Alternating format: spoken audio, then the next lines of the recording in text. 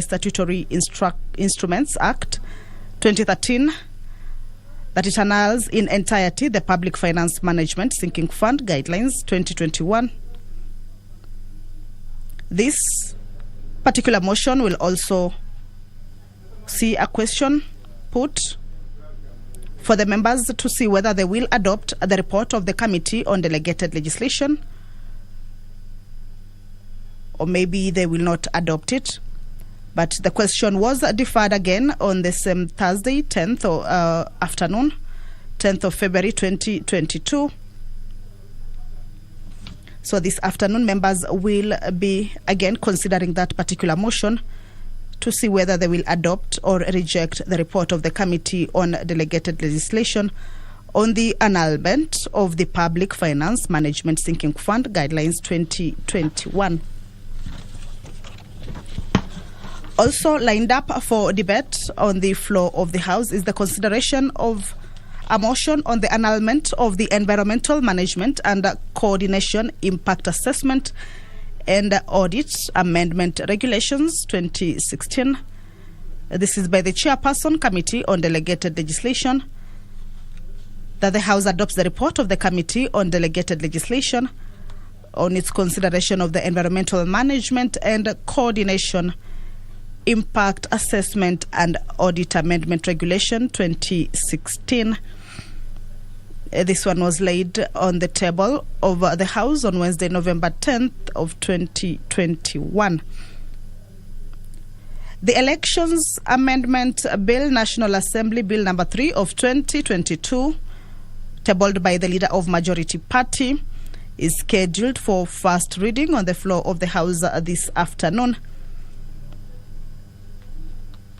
There is also a special motion moved by the Chairperson, Departmental Committee on Finance and National Planning, on the approval of the National Assembly's nominee to the Equalization Fund Advisory Board.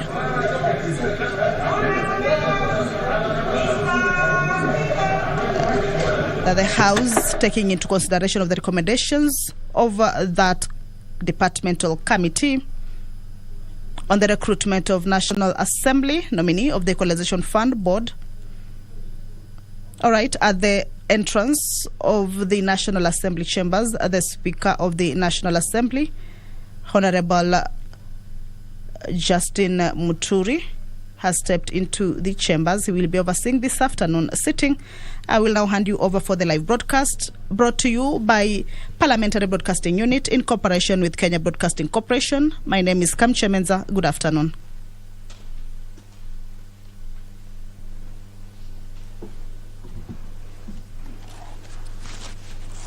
Na tuombe. Ewe Mwenyezi Mungu, ambaye kwa hekima na mema wako umeteua nyadhifa za viongozi na mabunge kwa ustawi wa jamii na utawala wa haki wa wanadamu, twakusihi ututazame kwa neema nyingi sisi watumishi wako ambao umerithika kutuita ili tutekeleze shughuli muhimu za jamhuri yetu. Twakuomba ututeremshie baraka zako sisi tuliokutanika hapa, na tujalie tuyatende na kuyafikiria mambo yote yatakayofikishwa mbele yetu kwa njia ya haki na uaminifu, ili utukufu na sifa zako ziendelezwe, na ili kustawisha amani, ufanisi na heri ya nchi yetu na wale ambao haja zao umezikabidhi mikononi mwetu. Amin.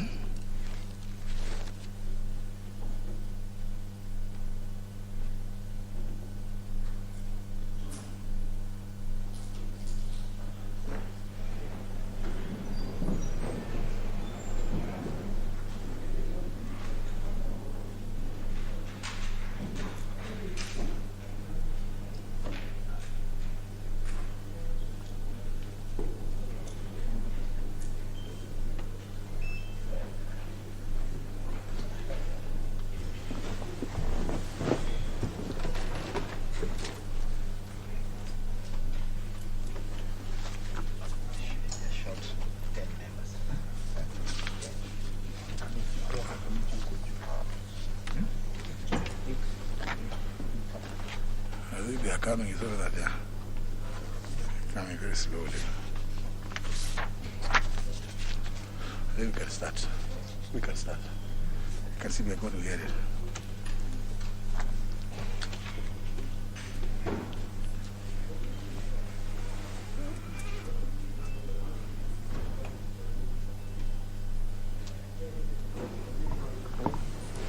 Order number 1, administration of oath.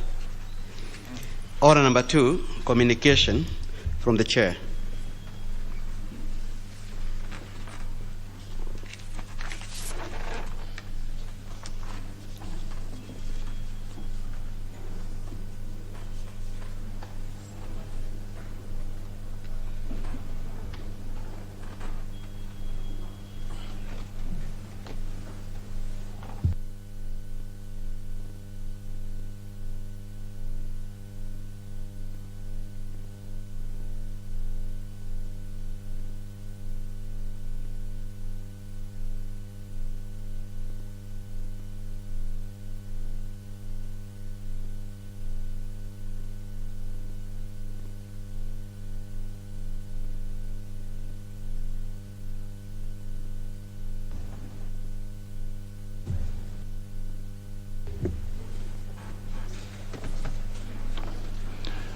Can we get the member for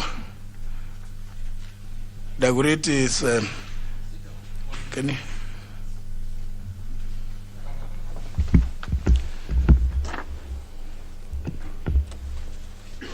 Honourable members, I have 3 communications.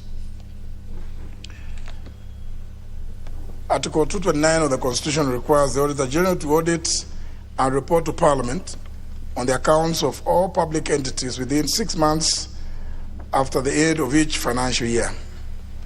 The respective reports, once submitted, are considered by Parliament and appropriate action recommended. In this regard, the certified audited accounts and financial statements of the Technical University of Mombasa Enterprises Limited for the year ended 30th June 2020 was submitted to the National Assembly and laid on the table of the House on Tuesday, 6th October 2021. It was subsequently committed to the Public Accounts Committee for consideration and reporting.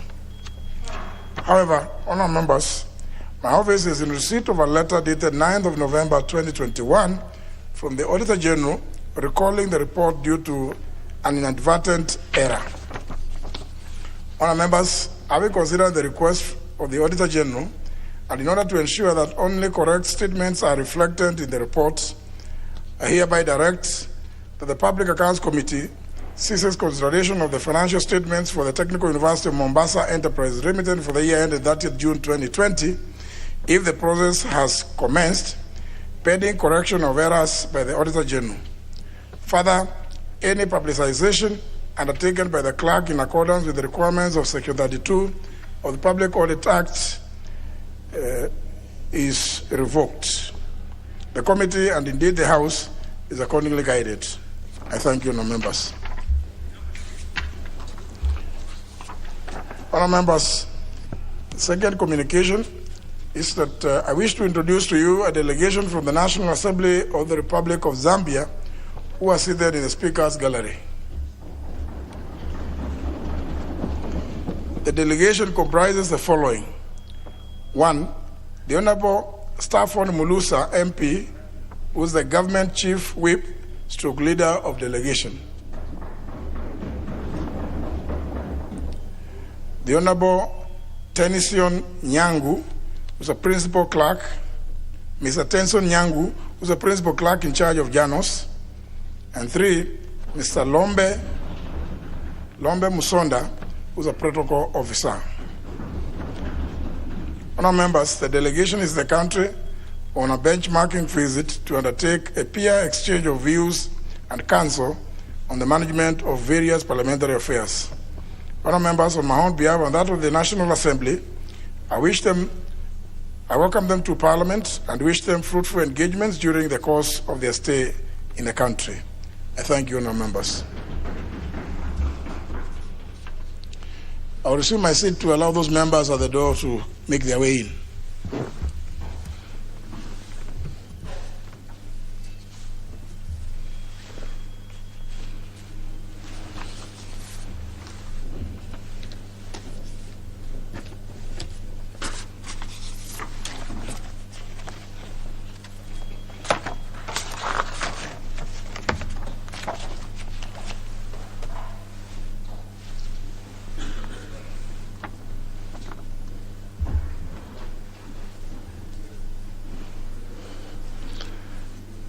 The member for Malava, you appear to be really sprinting around.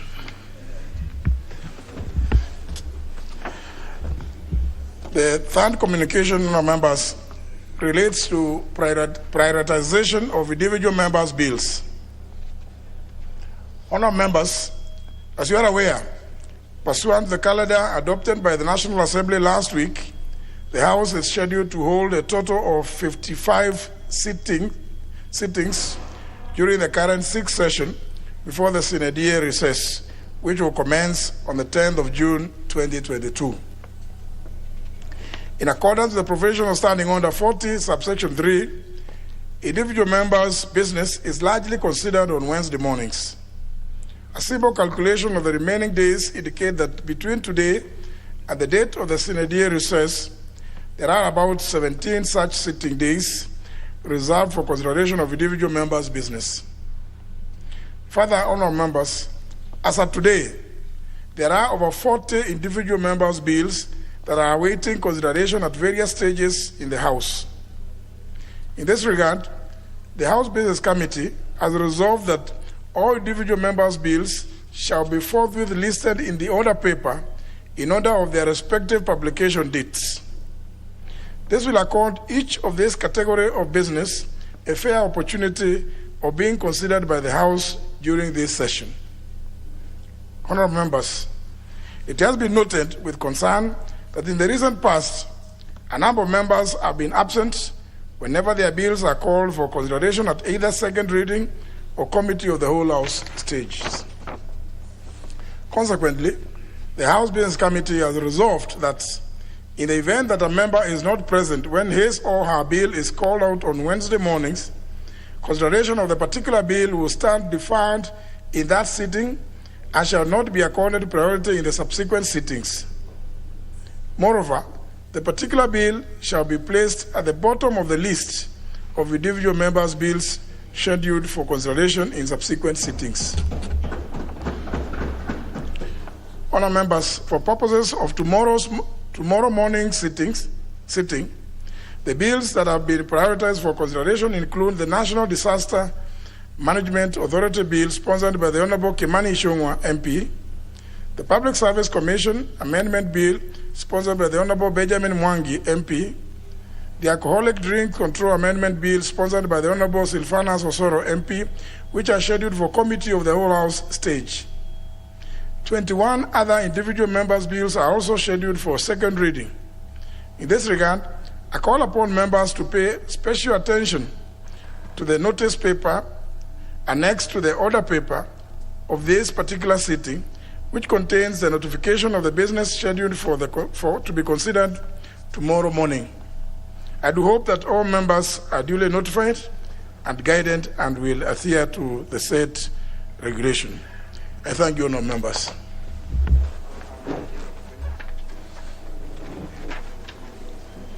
Order number 3, messages. Order number 4, petitions.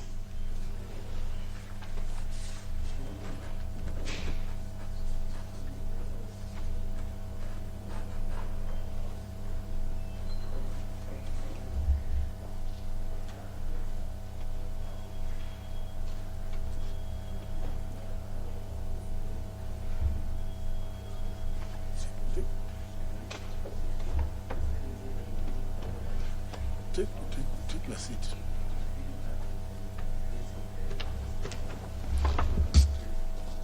Honourable members, Standing Order 225, subsection 2, paragraph B requires the Speaker to report to the House any petition other than those presented by a member.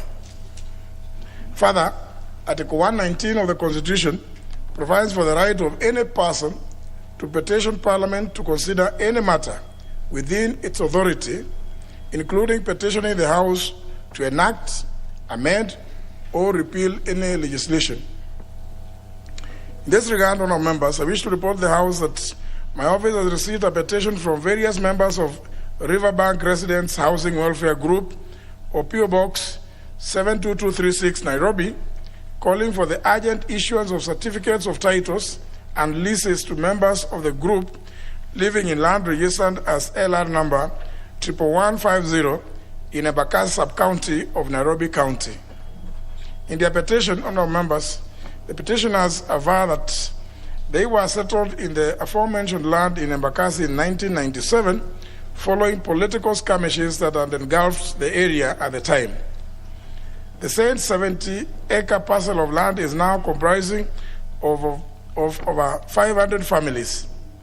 For over 2 decades, the petitioners have attempted in vain to secure allotment letters to the land as proof of ownership with a view to facilitating subdivisions among the residents. Following a survey in 2014, the land occupied by the residents was classified as a settlement scheme comprising of 3 phases. The residents later received funding for a water supply project, street lighting, and sanitation facilities supported by the Nairobi City County government and the World Bank. This was followed by a publication of a notice for issuance of titles and leases by the Ministry of Lands in conjunction with the Nairobi City County government in 2018, but which was never implemented. Honourable members, the petitioners are thus now vulnerable to risks of being displaced yet again from their land by unscrupulous land grabbers and being redundant squatters. The petitioners thus seek the intervention of this House in establishing the ownership status of the parcels of land registered as LR number 11-11150, LR number 18111, and Block 10 in Embakasi sub-county, in revoking any irregular subdivision and allocation of the land, and to secure urgent issuance of certificates of title and leases to the residents. Honourable members, having determined that the matters raised by the petitioners are well within the authority of this House, I order that pursuant to the provision standing under 227, subsection 1, this petition is committed to the Departmental Committee on Lands, and the committee is required to consider the petition and report its findings to the House and to the petitioners in accordance with standing order 227, subsection 2. I thank you, now, members.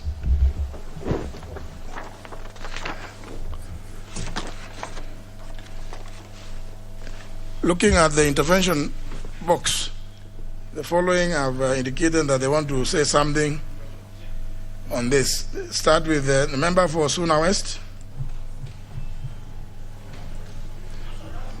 The member for Endebes. Thank you, Honorable Speaker. I would want to support that petition. And Honorable Speaker, especially when it comes to residents of Embakasi in as far as their ownership of the land is concerned.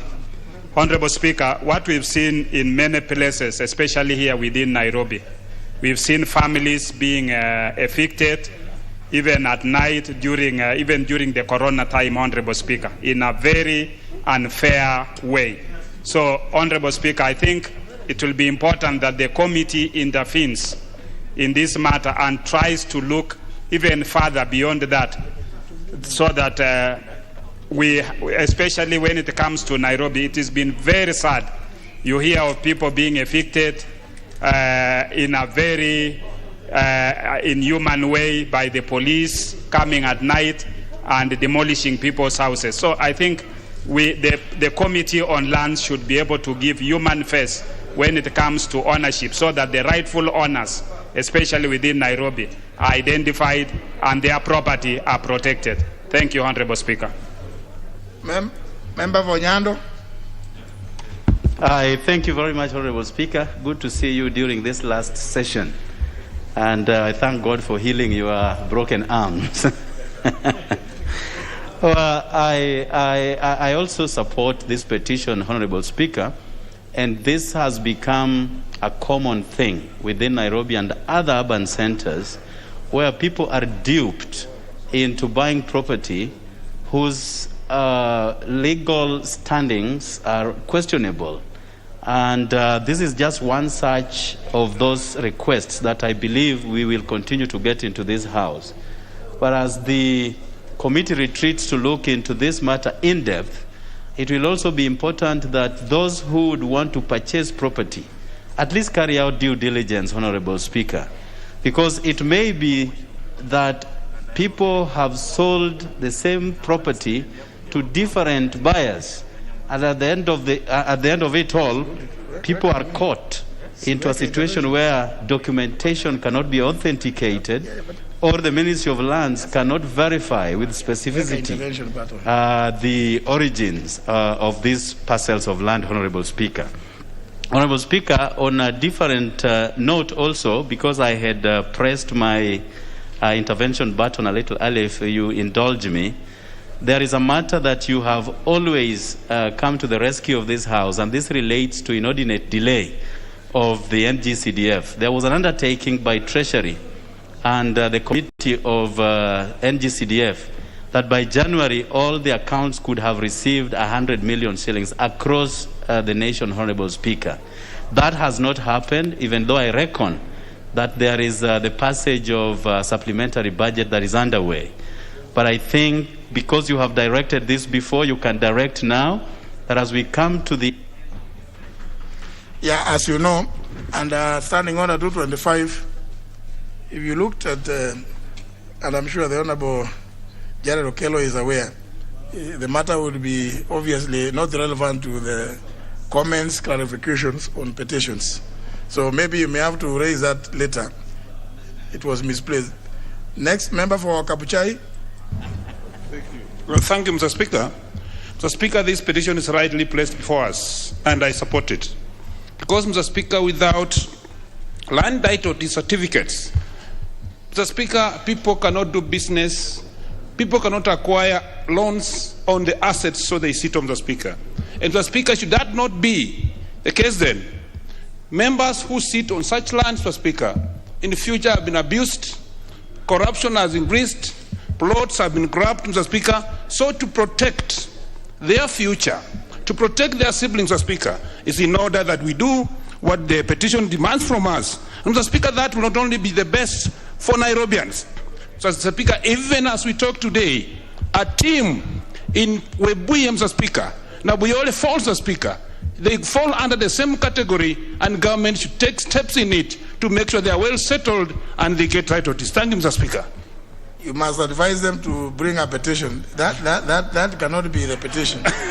So please, honourable members, remember Standing Order number 1 provides that the Speaker is to give direction and determination on any matter about which there is no specific provision. The Speaker has since determined that for this purpose, for the purpose of comments, seeking clarifications on petitions, each person speaking shall be limited to a maximum of 2 minutes. So please use your 2 minutes in a relevant way. Member for North Imenti. Thank you, Mr. Speaker. Mr. Speaker, I join the petitioners. Mr. Speaker, Embakasi people need titles. Mr. Speaker, I have a similar case in North Imenti.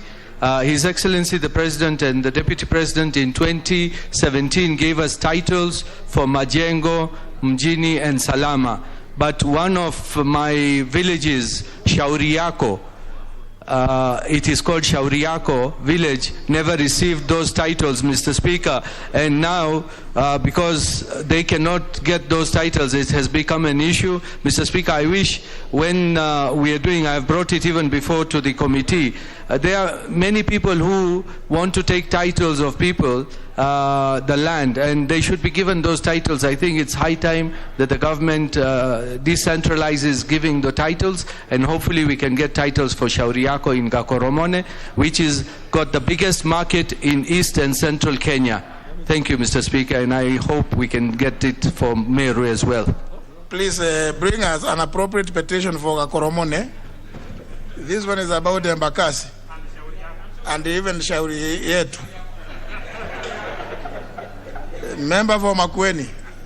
Thank you, Mr. Speaker. Mr. Speaker, the proof of ownership of any land is a title deed, and unless acquired fraudulently, those people have an entitlement.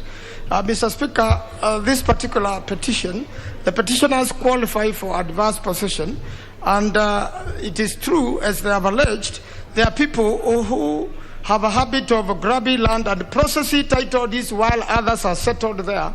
And unless a title deed is made for the people of Embakasi in this particular petition, Mr. Speaker, there is every likelihood, and the fear is real, that they may lose their land. And owing to their history that they'd been resettled there following election skirmishes, Mr. Speaker, it's only fair that Parliament assists this particular team. Mr. Speaker, I support the petition, and I believe a positive response will come before, Mr. Speaker, the House goes on recess so that this particular House can serve the people of Embakasi. I thank you, Mr. Speaker. I support it. Member for Ugunja. Mr. Speaker, this petition is really critical, in my view, because, Mr. Speaker, if left to their own devices, these city dwellers are likely to be left homeless. Because, Mr. Speaker, there is a tendency, and my committee has dealt with a similar case, I think, like yesterday, of people who are well connected to be basically going around scavenging for open spaces, and sometimes not so open spaces, and they move with speed to process ownership documents. Yes, so the fact that these innocent Nairobians have stayed on this land for more than 20 years actually now, is an indictment on the leadership. They should have been enabled to acquire ownership documents long time ago. Now, Speaker, that petition needs to be processed as quickly as possible for these Kenyans to be protected. Thank you. Member for Dagoretti South. Thank you very much, Mr. Speaker. And I do stand in solidarity with the petitioners, and particularly, Mr. Speaker, because the case of land grabbing of parcels of land that have actually been accorded titles is very rife in Nairobi, Mr. Speaker. And beyond the grabbing, Mr. Speaker, there is also dispossession of people who rightfully own these titles. Mr. Speaker, my plea is to the committee. As they are attending to this petition, the offenders are actually the people who are supposed to be the protectors of the owners of titles. The offenders reside in the office of lands, Mr. Speaker, in the Ministry of Lands, at the registry, Mr. Speaker. This is where corruption is so rife that your title can actually be sold to a second or third party while you actually own your own title and you have it under lock and key in the safe. So, Mr. Speaker, as the committee is attending to this, let them also establish what is the status of the digitization of titling of land in Kenya, Mr. Speaker. This will be important not only to the people of Embakasi, but to the people of the entire country. Because as we speak, there is a case in Dagoretti South of a piece of land which is public, and we cannot even trace the title in the Ministry of Lands. Mr. Speaker, I do hope that the committee is going to do a diligent job on this particular petition. Thank you very much, Mr. Speaker. Member for Suna West for the second time. Thank you, Mr. Speaker. Thank you so much for giving me this opportunity. Mr. Speaker, I'm in support of the petition. Mr. Speaker, the issue of land is a very emotive issue. More so because the demand is so high and you cannot increase the size of the land. And more so when you don't have a title deed. And most of land grabbers, Mr. Speaker, are rich people. So when they get such a big land where poor people are living and they don't have documentation, chances are very high that at one given time they lose their land. Mr. Speaker, on the same note, I did some research last year about the effect of demolition of urban areas in selected areas within Nairobi County. It was published in February, beginning of this month, in a global scientific journal. Mr. Speaker, if you go through the journal, the document, it will show you the effect of such a things. So many people have died because of their losing their land where they have stayed for a long time. So many people have lost their property because of such a effect. Mr. Speaker, I support this, and I'm very happy because there are students in my area who are coming from slum area where there is no title deed, Nyangubo Primary. They happen to be here today, and the same topic is being discussed in this house. So, Mr. Speaker, when they go back and the people of Suna West will see, surely, those who do not have title deed will get an opportunity to get their title deed should this petition go through. Thank you, Mr. Speaker. Very well. Member for Lamu County. Bwana Spika, ili ombi la Embakasi ni donda sugu. Ombi hili lafaa lifatiliziwe kwa kina na ombi hili likitajwa, tukisema Embakasi inashika Kenya nzima. Hata ingekuwa kuna mikakati ya ikitajwa moja itatue matatizo ya Kenya nzima, kwa sababu itakuwa ni kazi petition nyingi. Manake petition tunaeka lakini hazifikiwi sana, zinaenda kwa maswali. Bwana Spika, kwangu Lamu kuna matatizo ya ardhi ambayo imefikisha paka watu wanauana. Widho, kama mmeona, watu wameuawa kwa sababu wanasema shida ni ardhi. Sasa paka sasa sisi hatujajua ukweli na serikali haijatuambia ukweli ni nini. Ni ardhi, ni Al-Shabaab, au ni uchumi, au ni siasa. Bwana Spika, mimi naomba pia wakitatua tatizo la Embakasi, na mimi nitaenda kwa hiyo kamati pia tuulize, watuambie ukweli uko wapi. Kama ni ardhi, kwa nini ifikie ardhi watu wauane? Na ardhi ziko tele zimewekwa hapo, ardhi house, title deed ziko nyingi, wapewe wenyewe zile ambazo ziko tayari. Zimekaa tele hapo Bwana Spika. Asante, shukran. Member for Kilifi North. Speaker, thank you very much and I would like to say from the beginning I support this petition, because in this country, Mr. Speaker, someone can steal your television set and is prosecuted as a thief. But in this country, when someone steals land, he'll be told that's a civil case, and they'll go to court, and eventually the person whose land was stolen loses the case, and actually the land goes to the thief, and that thief is celebrated. That is the agony that we have in this country. The issue of title deeds and theft of land, and we have seen many people steal land at the coast. Land is stolen, left, people steal land, but they are celebrated because it is not seen as a criminal offense to take away the land of someone. And we see it even in the court in Malindi, in Mombasa.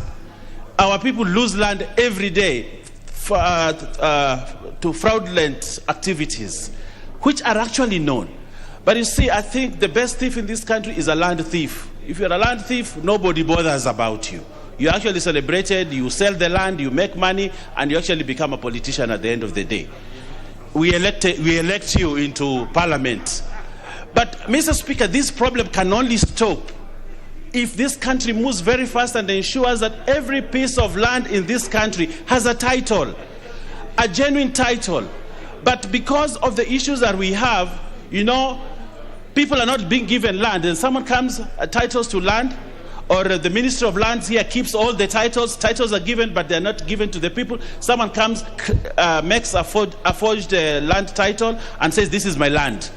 And the person who lost the land is forced to go to court to claim what is stolen. We need to look at this critically. Otherwise, we shall continue to celebrate people who steal land in this country, which must stop. And it is a major problem at the coast of Kenya, and especially in Kenya.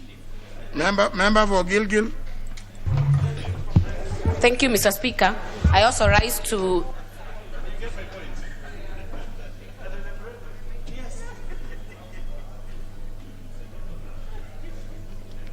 Don't fumble with the document, with the gadgets. No, sorry, Mr. Speaker, my mic had gone off. That is the problem.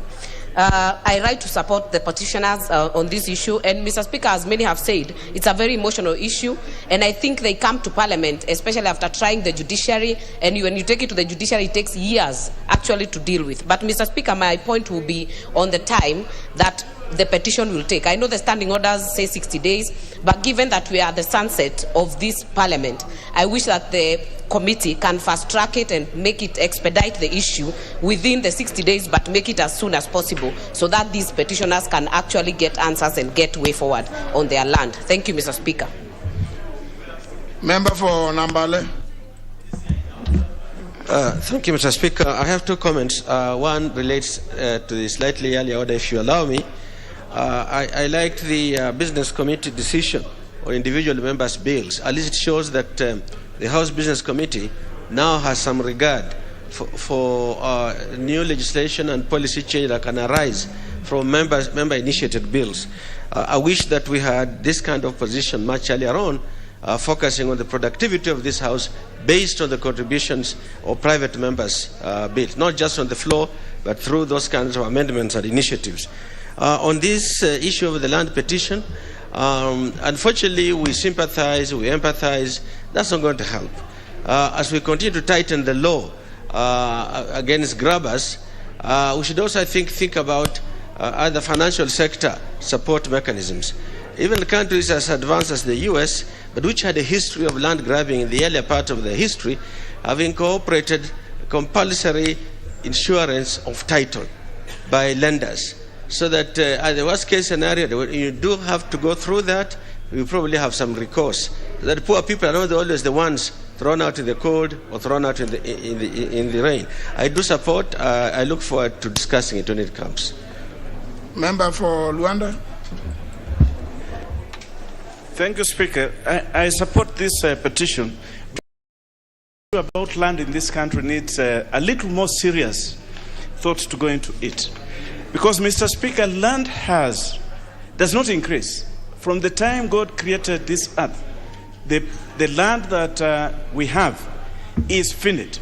But our population keeps increasing. So today we are titling land, and we are saying that we want to give our people titles. But we are increasing in our population. Now, we are, like in Rwanda today, we have got, I only know about 5 people who've got about 5 acres. So if we continue titling this land to such small portions, I think it will become unproductive. I think we need to seriously address ourselves to land use regime in this country. I think that is what we need to do. But I support the petition. It's true, this is the regime that we have. The people of Embakasi need their titles. But we need to seriously think about the whole issue about land ownership and land use in the country as we go forward. Thank you, Speaker. Member for Nyaribari Church.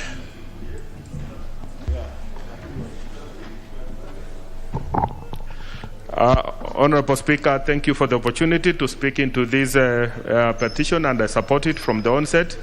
Honorable Speaker, land is a very emotive issue in all parts of the country, especially in Kisii. Honorable Speaker, land is a very, very serious issue, considering the population of the community and the size of land that we occupy. I remember, Honorable Speaker, when I flew with you to Kisii, you were able to clearly tell from the skies that you have already gotten into Kisii by the number of homesteads you can see from the skies. And that's a very, very dangerous thing. And we need to come up with a policy, Honorable Speaker, which can make it possible for people to live in a compound so that they can leave out land for development. If all of us are going to be given our small share and we are going to subdivide it further to our children, we won't even have enough space to build anything or to be productive and grow some crops which will enhance our economy. So I suggested that we, Honorable Speaker, in my constituency, which covers Kisii Town, we have land which has been grabbed, and we have already raised those issues, and we are hoping that the Land Commission will be able to address them so that the land which doesn't expand can go back to the public and for usage, for posterity, our children to use, and the community to enrich from it, so that we make Kenya and our community better than we found it. I support. Member for Kwanza. Thank you, Mr. Speaker, for giving the opportunity. Land is very emotive. Mr. Speaker, apart from us actually meeting the petitioners, I want to suggest that after meeting the petitioners, the Committee of Lands should have the opportunity and the time to go to Embakasi and see for themselves what is there. Because we can pass it here and, without having the facts on the ground. And therefore, Mr. Speaker, much as we are saying we support, but I also request that this House allows the Committee of Lands to go on the ground and see exactly what is happening, so that they can be able to actually show that we have the authority to be able to make the law of this country. Therefore, I think that's what we should do. Apart from, of course, us saying we support, let them see what's happening on the ground as a committee. Thank you so much.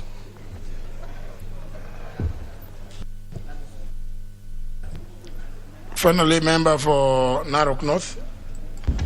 Thank you, Honorable Speaker. I'd like to join my colleagues to actually say that this land grabbing has become rampant. It's actually spreading to all parts of the country. And it's not just restricted to towns. In fact, we have seen people having duplicate title deeds on farmlands that are actually in the interior of the country.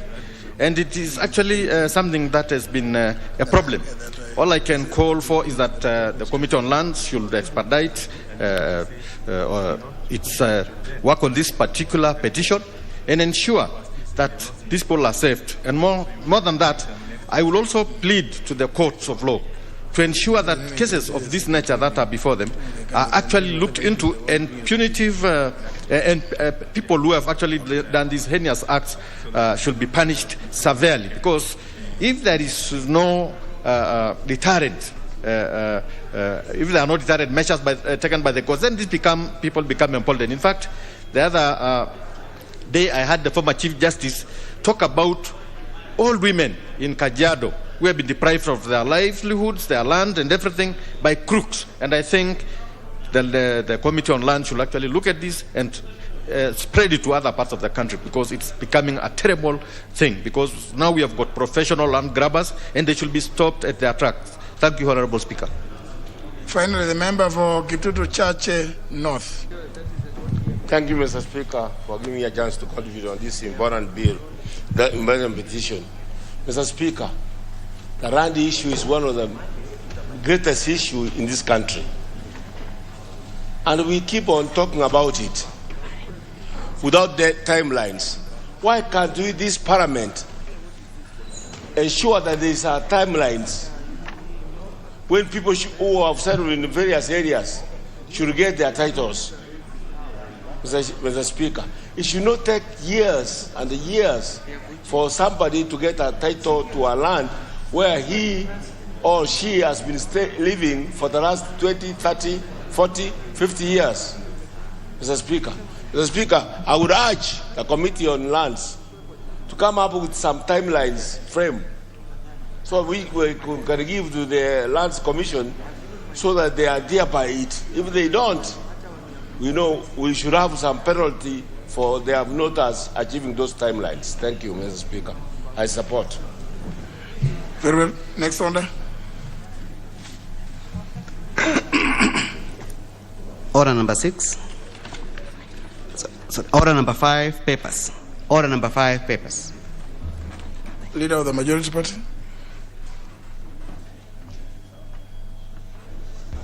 Honorable Speaker, I beg to lay the following papers on the table of the House today, Tuesday, February the 15th, 2022. 1. Reports of the Auditor General and financial statements in respect of the following institutions for the year ended 30th of June 2021 and the certificates therein. The Kenya National Commission on Human Rights Car Mortgage and Loan Scheme, the Kenya National Commission on Human Rights, State Department for Wildlife, State Department for Information Communication, Technology and Innovation, the Ministry of Environment and Forestry, Ministry of Water, Sanitation and Irrigation, Anti-Counterfeit Agency, the State Department for East Africa Community, the State Department for Regional and Northern Corridor Development, the State Department for Sports, the State Department for Tourism, the State Department for Social Protection, and lastly, this category, the State Department for Trade and Enterprise Development. The second batch is the reports of the Auditor General and financial statements in respect of the following institutions for the year ended 30th of June 2020 and the certificates therein. One is Garissa University, the National Social Security Fund, University of Embu, Ewasonyiro North River Development Authority, and Kaimosi Friends University College.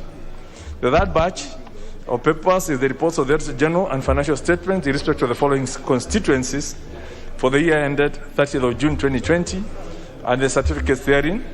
And the constituencies are Navaholo, Nambale, Kwanza, Molo, Kuresoi North, Makadara, Kirinyaga Central, Kibra, and South Imenti. Next batch, the reports of the Auditor General and financial statements in respect of the following constituencies for the year ended 30th of June 2019 and the certificates therein. And these are Baringo North, Manyata, Matayos, Igembe North, Kapenguria, Nyando, Soy, Luanda, Mwatate, Umbita, Tarbo, and Keyo South. And lastly, the reports of the Auditor General and financial statements in respect of the following institutions for the year ended 30th of June 2019 and the certificates therein. The Matili Technical Training Institute, Moi Teaching and Referral Hospital, the Anti-Female Genital Mutilation Board, and the Media Council of Kenya. Thank you, Honorable Speaker. Order number 6, notices of motion. No, before there is chairman, the chairman, Departmental Committee on Finance and Planning, the chairperson, or the vice. Is it Honorable Mwaluko? Mwalika. Yes. Thank you, Honorable Speaker. Honorable Speaker, I beg to move that, taking into consideration the recommendation of the Departmental Committee on Finance and National Planning, in its reports on the recruitment of National Assembly nominee to the Equalization Fund Advisory Board, and pursuant to the provision of Section 8 of the Public Appointments Fundamental Approval Act 2011 and paragraph 4(1)(d) of the Public Finance Management Equalization Fund Administration Regulation 2021, this House approves the appointment of Abdullahi Adan Karif to the Equalization Fund Advisory Board. Honorable Mwaliko, we are at the stage of tabling all the papers. When that is over, you go to order number 6, which is notices of motion, which is what you appear to have been doing. But from my records here, you are supposed to be tabling a report of your committee's consideration of His Excellency the President's memorandum on the Kenya Deposit Insurance Amendment Bill. That one I don't have. Maybe it's not. Well, it means that it has not been transmitted to your committee. Next order is order number 6. Order number 6, notices of motion. Is it Mzimie? He has no notice to give. Yeah, he has no notice. Yeah, what he was doing is to move the motion at the order number 12. We are not yet there. Honorable, is it Boni, member from Boni, isn't it? Oh, okay, this is Ruro. Yeah? His name is Boni. Boni. The Honorable Boni, member for Kitui Ruro. Oh, that's dangerous, eh? Well, I think you appear to have been moving the motion which appears as order number 12. We haven't reached here yet. Okay. Yeah, we will get there. Let's move to the next order. Order number 7, questions and statements.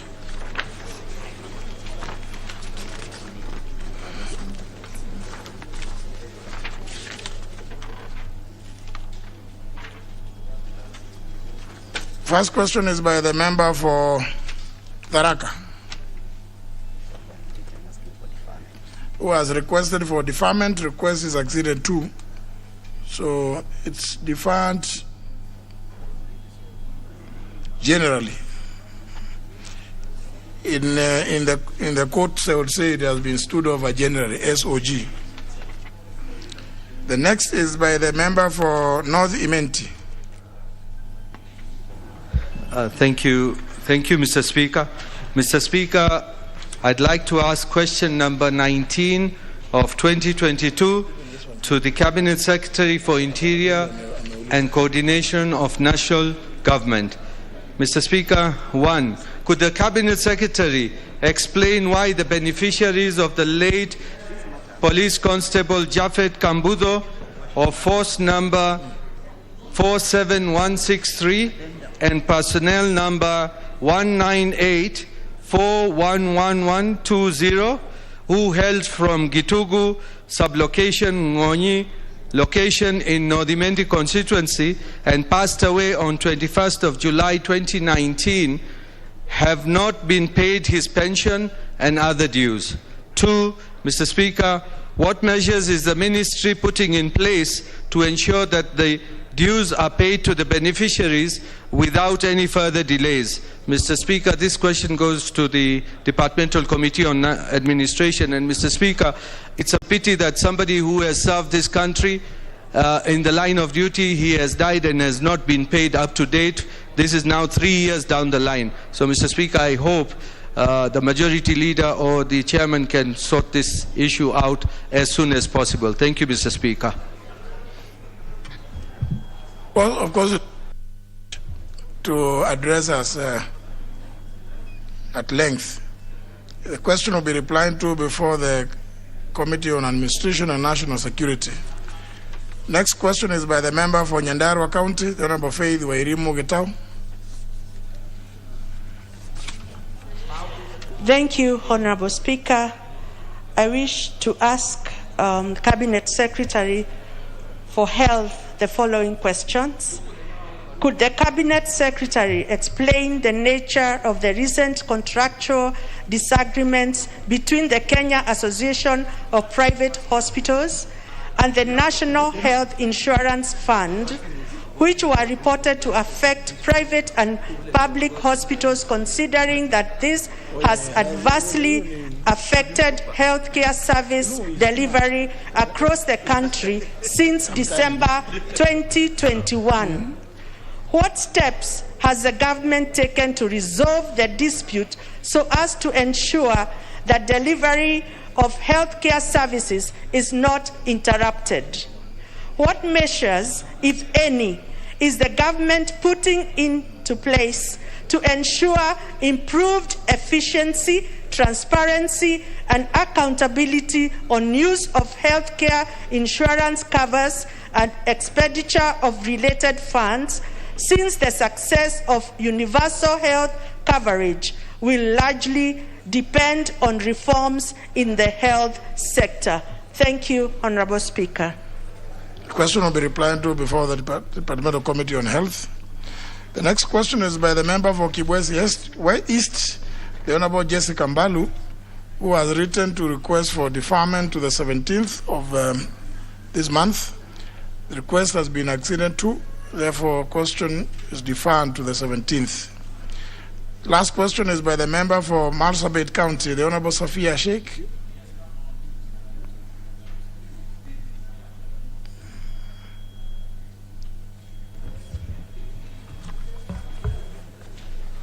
Thank you, Honorable Speaker, for giving me this opportunity. Honorable Speaker, I raise to ask question number 038 of 2022 directed to the Cabinet Secretary of Health. What is the implementation or status of the Universal Health Coverage program in Marsabit County? What measures have been put in place to ensure availability of adequate health care service, including maternal health services to women residing in formal settlement and rural area in the county? What step has the ministry taken to guarantee the health and safety of mothers and children during birth in order to reduce maternal rate as a result of childbirths occurring in homes? What step is the ministry taking to ensure that women are not forced by circumstances to give birth at home, given the long journey they have to endure to access healthcare facilities which are located in far areas? Thank you, Honorable Speaker.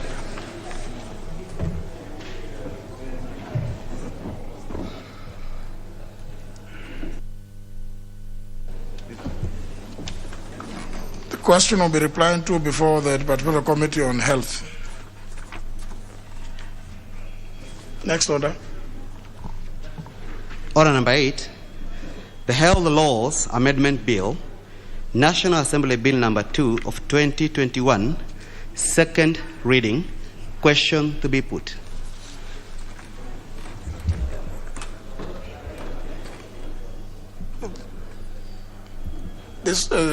Are they still in the House? The member for Kadri has since assumed some.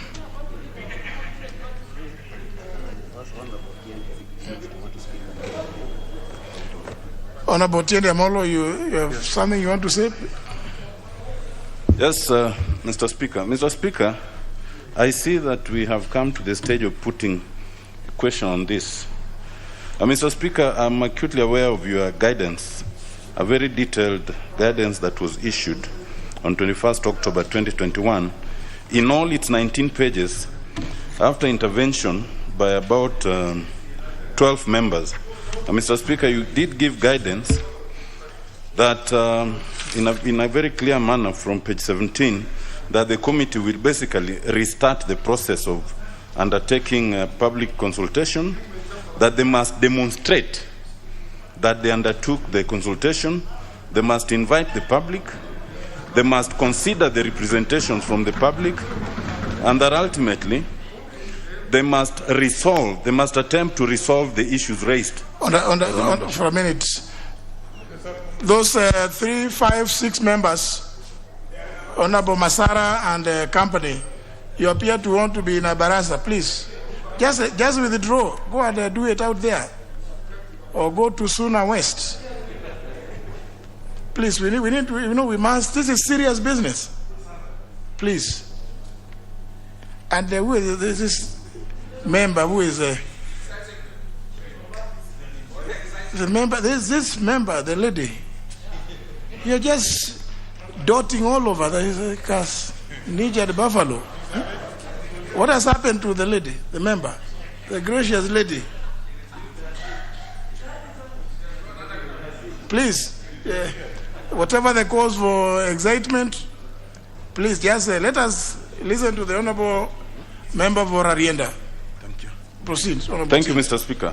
Mr. Speaker, my understanding, and indeed the very clear stipulation in your guidance, therefore, is that there are 4 preconditions that must be satisfied before the report is resubmitted for consideration at the second reading.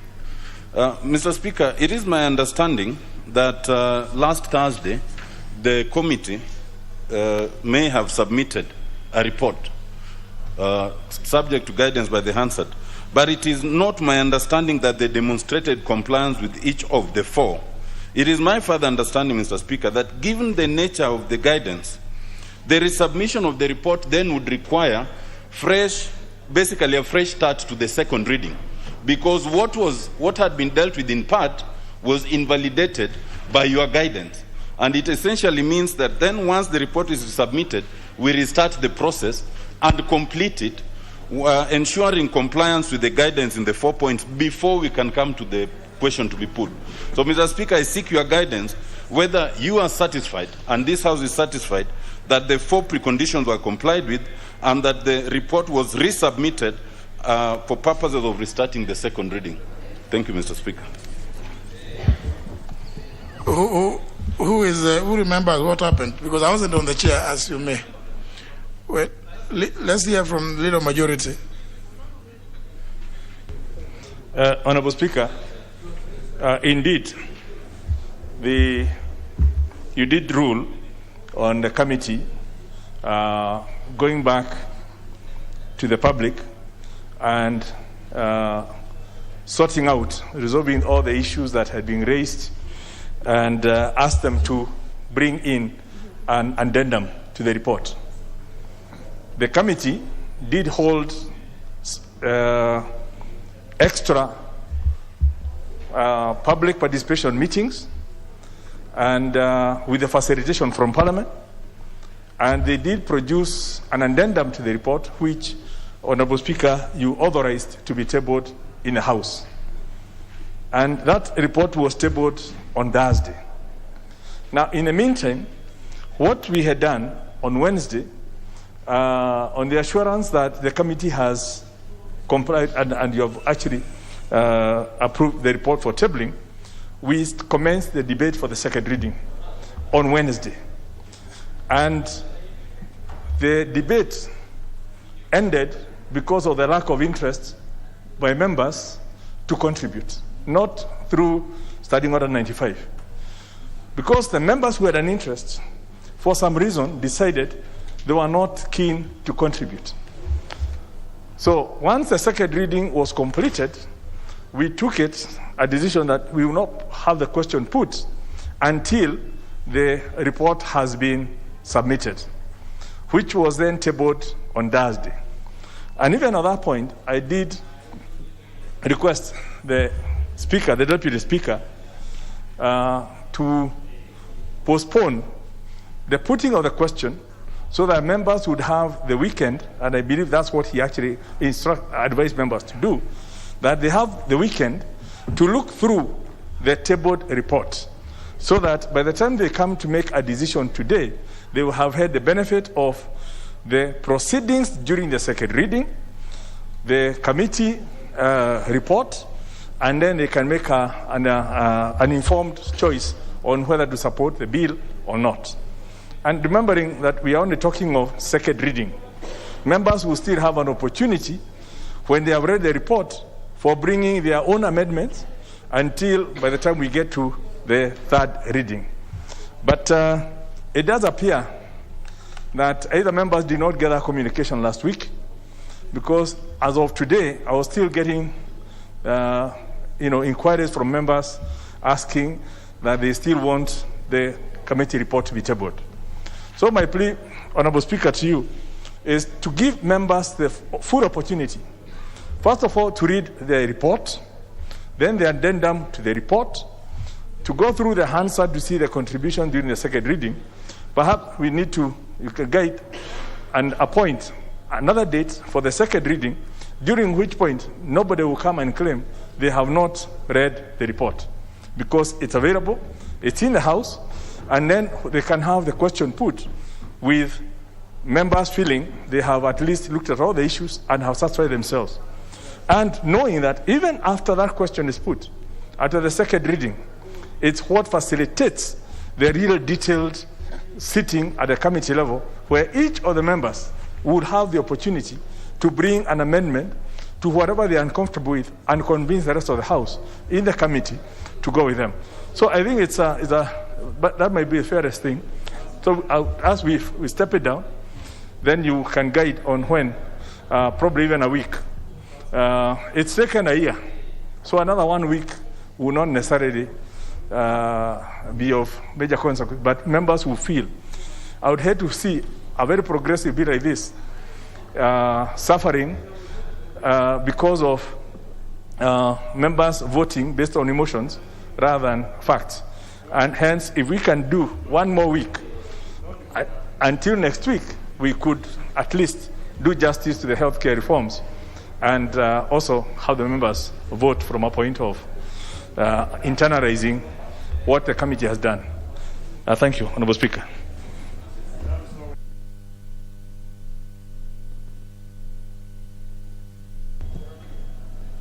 Honourable Dwele, you appear to have been given the answer that you appear to have been the one who caused this hiatus. Yes, Mr. Speaker, I'm the one, in fact, who raised this matter on Tuesday, the 5th of October.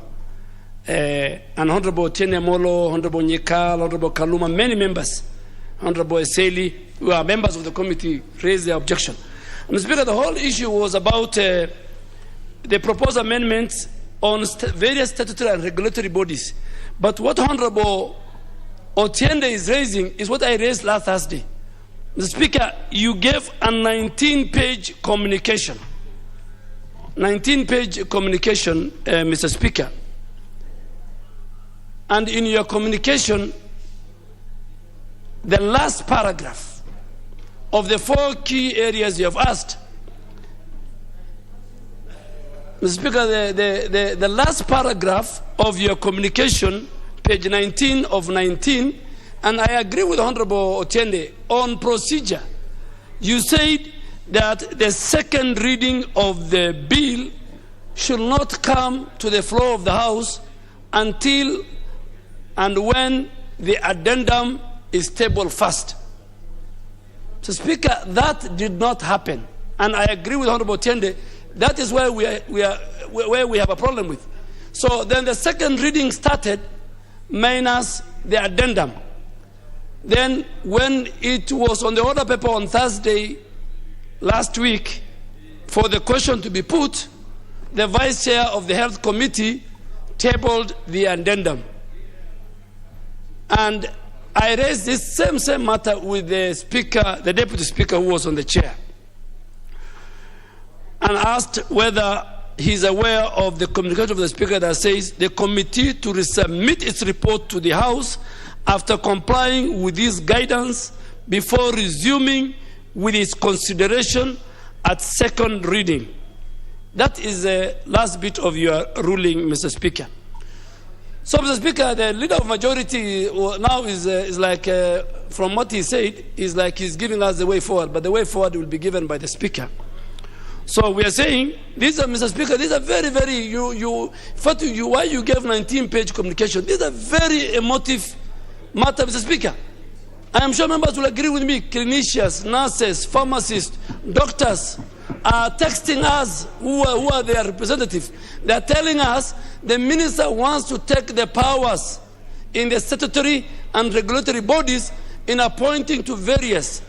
He wants to appoint himself if there is somebody from KPMDU, if from the Nursing Council of Kenya. So, Mr. Speaker, these are very serious matter. So I think you will give us guidance, but I think on procedure, the Speaker, I agree with Honorable Otieno Omolo that your communication must be complied with. And your communication, among others, was saying second reading of this bill cannot begin without the Health Committee first submitting, so the debate can be part of what they have done, the public participation. So, Mr. Speaker, I think you are our able speaker, you'll give us direction. But this is a very, very important bill, and to every members, it is not progressive as the leader of majority is saying. This is a very retrogressive against the Bill of Rights, where statutory and regulatory health institutions run by doctors and nurses and clinicians and pharmacists are being, their powers are being given to the minister. So we are creating an imperial minister of health. We must reject it. In fact, we should put the question, Mr. Speaker, and finish this matter. Yeah, we should finish this matter. I don't know why we haven't bothered.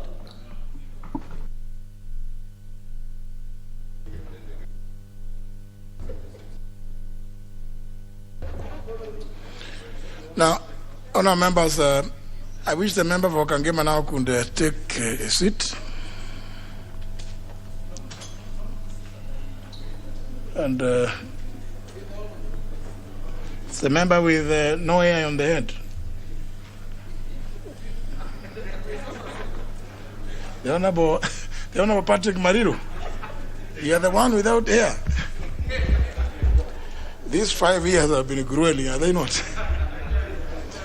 Honourable members, I think the issue being raised is one of procedure and one of trying to comply with the directions given in my ruling of 21st October last year. And there are a number of issues that are to be noted. I've listened carefully to what the leader of majority has said, one of which is that debates on the bill concluded at the stage of contributions when there was no other member contributing. And therefore the natural thing being for the mover to be called upon to reply without a question being put on that date. But it's important that I go back to my communication of 21st of October, and among other things in the main body of my communication, I did indicate that from a perusal of the report tabled before the House, it is evident, though the committee laudably applied itself to the tasks it was given by the House, it fell slightly short of the standards required. The committee did invite the public to participate in its consideration of the bill. The committee gave notice for the public to submit memoranda and thereafter invited the key stakeholders it had identified to a virtual meeting and other meetings. The committee did receive submissions from key stakeholders affected by the proposals in the bill, as well as other interested members of the public. Reading through Part 3 of the report, members will note that the committee took great lengths to record the submissions received from the public and concluded its report by recommending amendments to various provisions of the bill.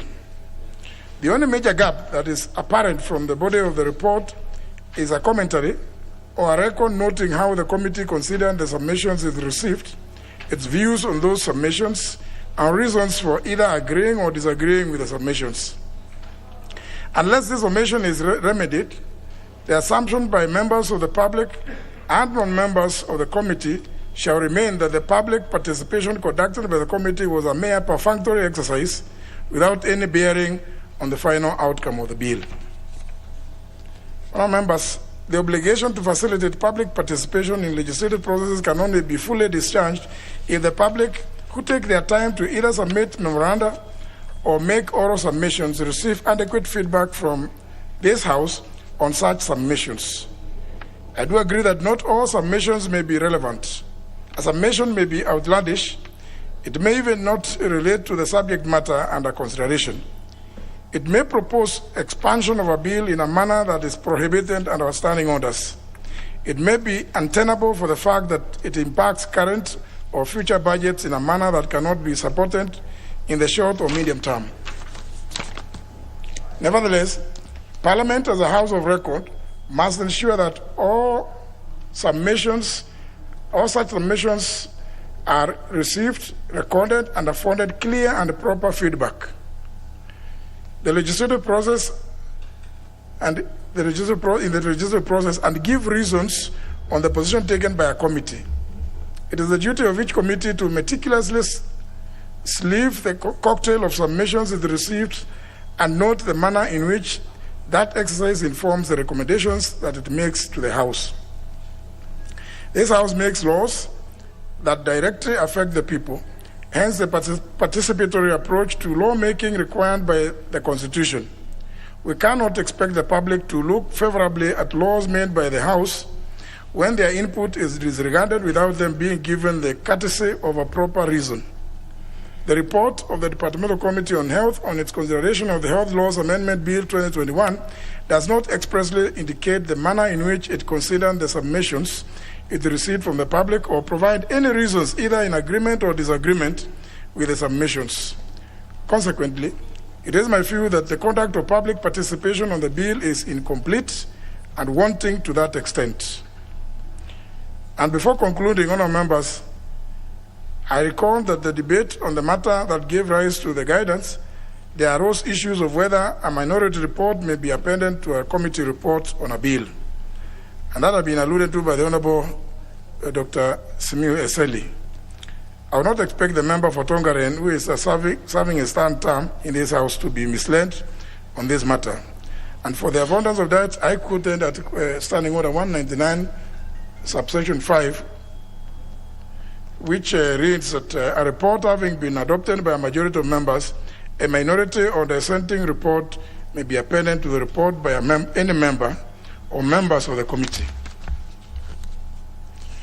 These were therefore the summary of the guidance. That the role of the Speaker in respecting, defending, and upholding the Constitution is limited to the procedural aspects of the exercise of the mandate granted to the House by Article 95 of the Constitution, the form, substance, and manner in which the Health Laws Amendment Bill 2021 was introduced in the House according to the provisions of the Constitution and the standing orders of the House. The House remains at liberty to effect any changes deemed fit to the bill in the exercise of its legislative mandate. The Constitution, however, reserves the powers to determine the constitutionality or otherwise of a resolution made by the House to the High Court.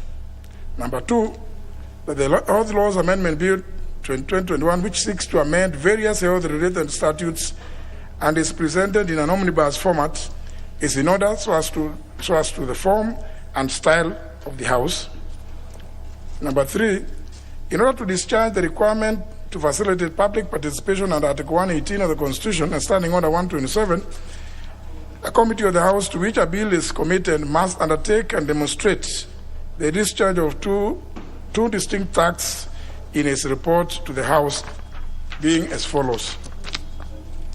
A, the committee must invite the public to participate in the consideration of the bill and prescribe an adequate period of time within which submissions are to be made. The period may be determined with reference to the substance of the bill and the urgency of the matter under its consideration. And B, the committee must consider any representations it receives from the public on a bill by deliberating on each submission received, recording its view or views on the submissions, and providing reasons for either agreeing or disagreeing with the representations in its reports.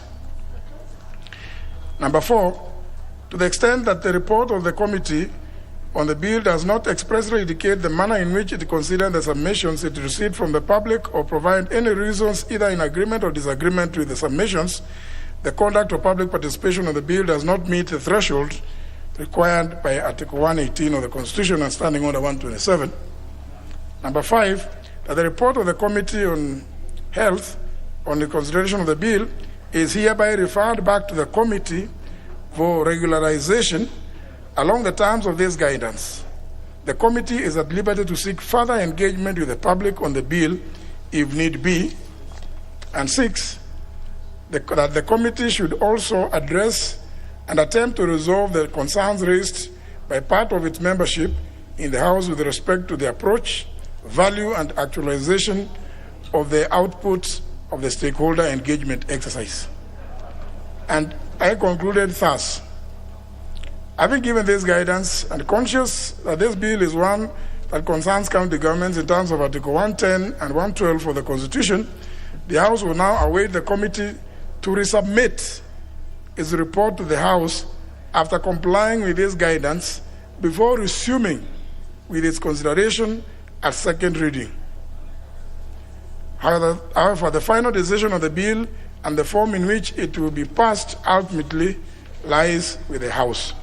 So it is very clear that the committee was supposed to resubmit its report before commencement of second reading. Now, that was the first day.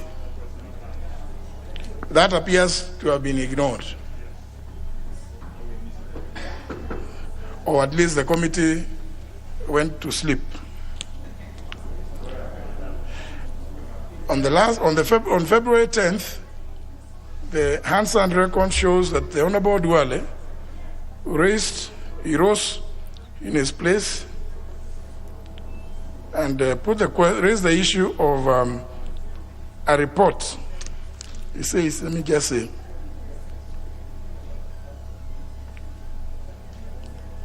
upon request by the Honorable Duale, the acceptance by Honorable Kutuni, are generally our standing orders, we will not put the question to the Health Laws Amendment Bill. The Departmental Committee on Health tabled its report today. And if this is correct, debate and already concluded. Contribution at the day before. I will, this is what the Deputy Speaker said, I will proceed on the basis of Standing Order number 53, subsection 3, under normal circumstances, if a report has already been tabled, you fix a date for putting the question. It will be done on Tuesday next week. If the report was not there, we would have put it off indefinitely to allow the committee to table it. We'll then go on to the next order. That's what the hands and record reads.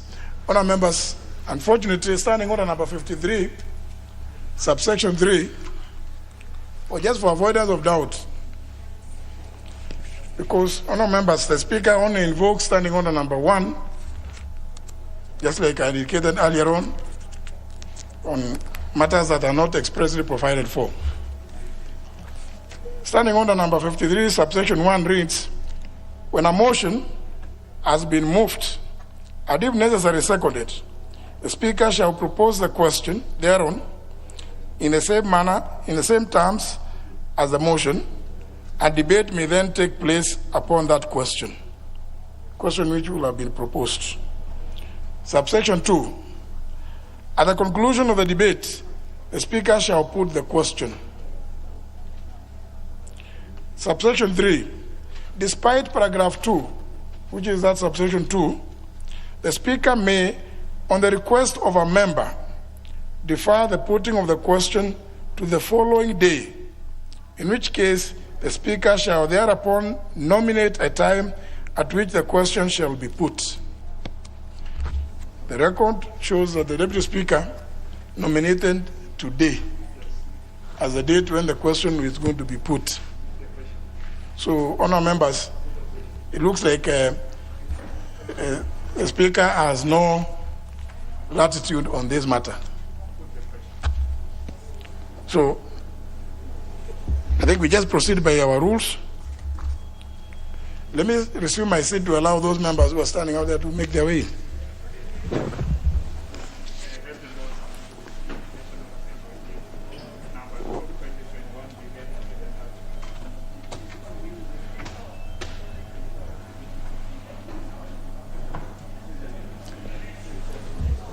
Those members who appear to be tussling there, the two ladies who are tussling with some gentleman, Honorable Jaldesa and company.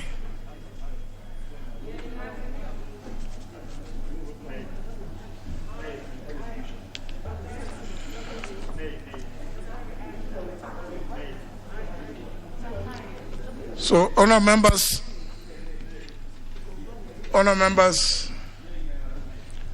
may I first of all ask the clerk to confirm that the House quorates.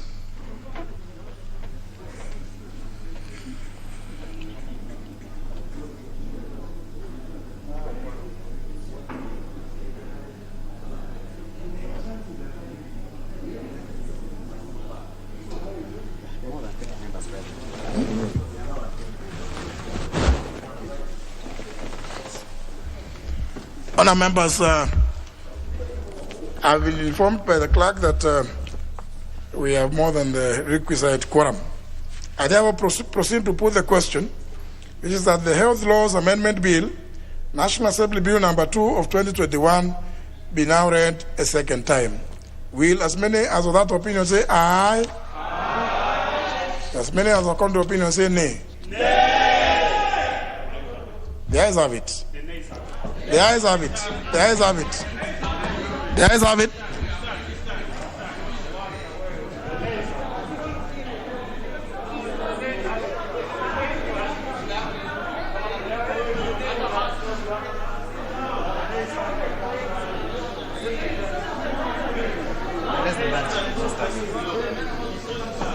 Honour members, you don't have the numbers. Those of you who are standing to claim for a division, you don't have the numbers. You're only 12. You're only 12. 30. You're only 12. You need 30, Honourable Sankok. Very well, Honour members, that is dispensed with.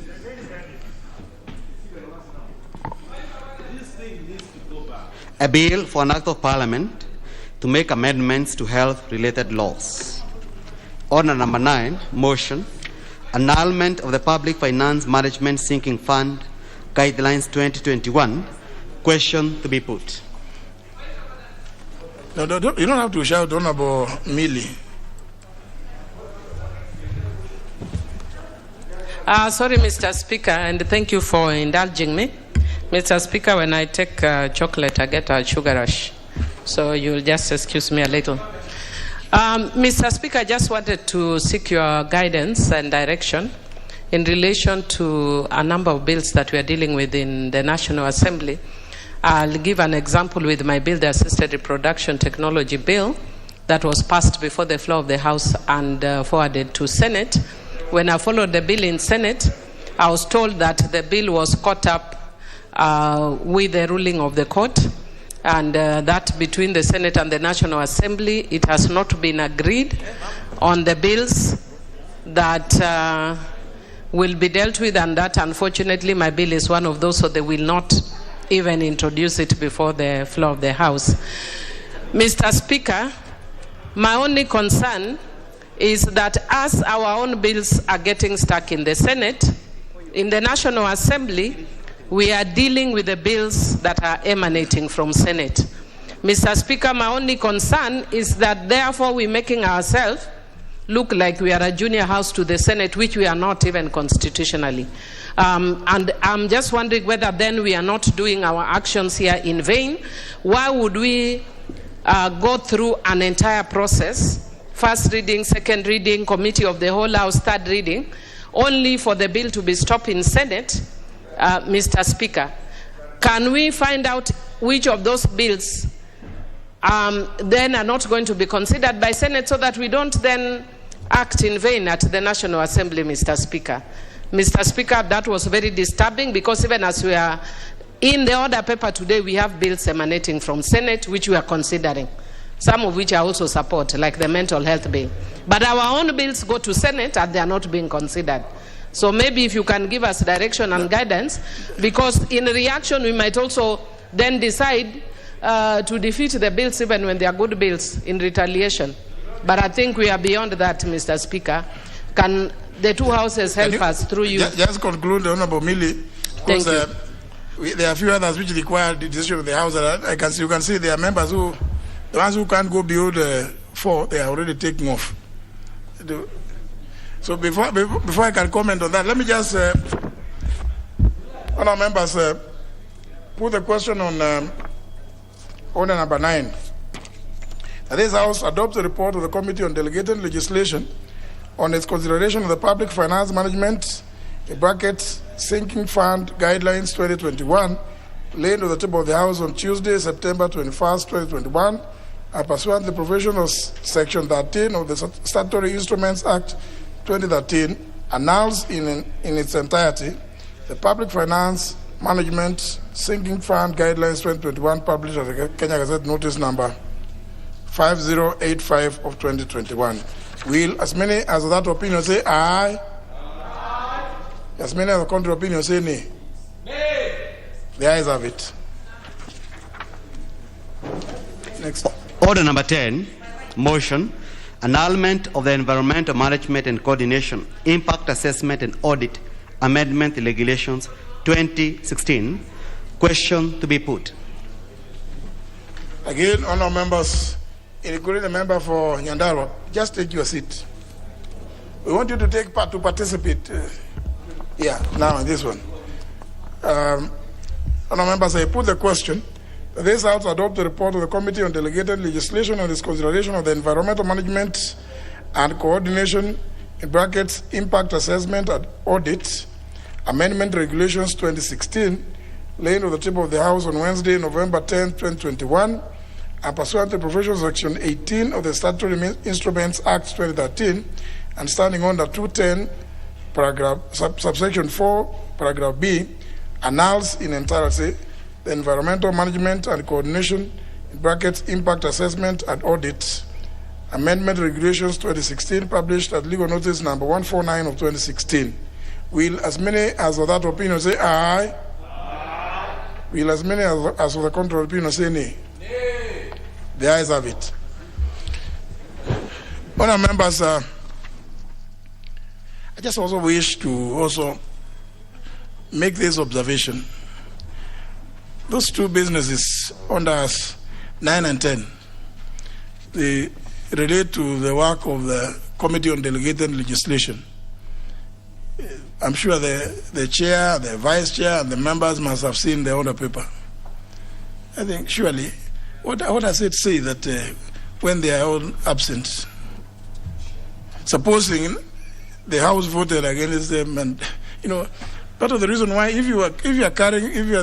if the business is in your name, surely, I don't know why, and members have traveled all over the world benchmarking. They have not even learned these simple things.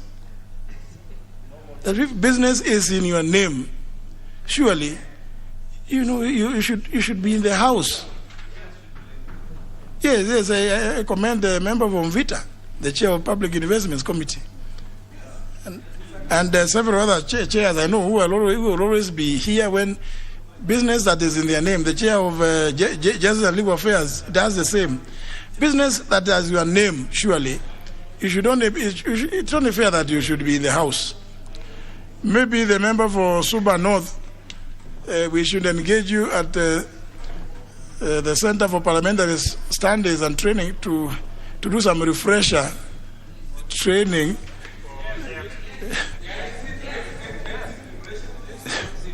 I think it is not, but it does not reflect well on you as a chair of the committee. Really, when your business is coming up for decision, when you are absent. No wonder the Honorable Sankok was spiritedly trying to negate. But on the issue raised by the Honorable Millie Odhiambo, myself completely lost for once. Because when the Senate says that bill was caught up by the ruling, it is not correct. In fact, the High Court, the entire of the High Court decision, save for 3, one of which is the House was considering last week the Circle Society's bill, and the amendments to the NHIF bill, and a few sections of another law. Did the Court of Appeal affirm the findings of the High Court? All the others were set aside. You know, they should go and read that very lucid judgment by the Court of Appeal judges. I don't know who interprets these things. And in any event, if the quarrel was that the Senate was not involved, the mere fact that we refer that bill to the Senate, I mean, that is explanation enough that we appreciate that this bill is one that concerns counties. That is the only contention. It's just misapprehension of the provisions of Article 110, Clause 3 of the Constitution.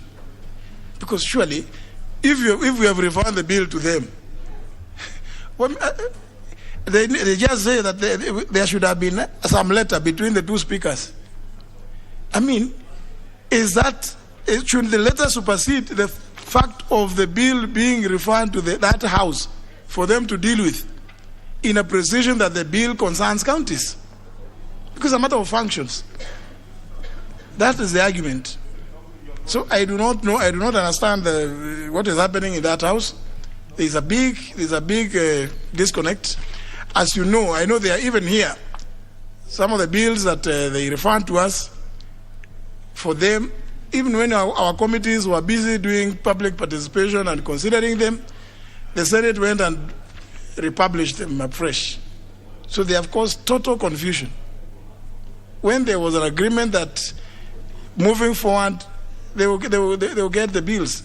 In fact, I have said, even if they want bills to do with, the supplementary estimates, let them get, because, I mean, it cannot be, we are not legislating for ourselves, we are legislating for the people of Kenya.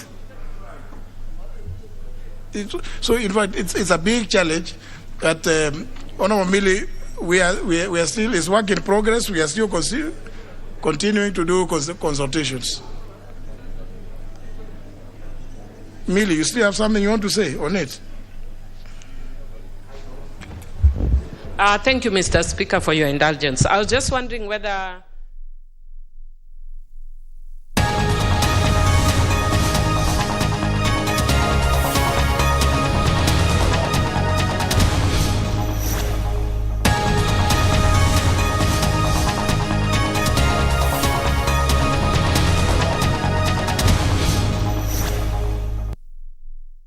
professionals in their line. We use the sign language to train our deaf children to grow to their maximum potential.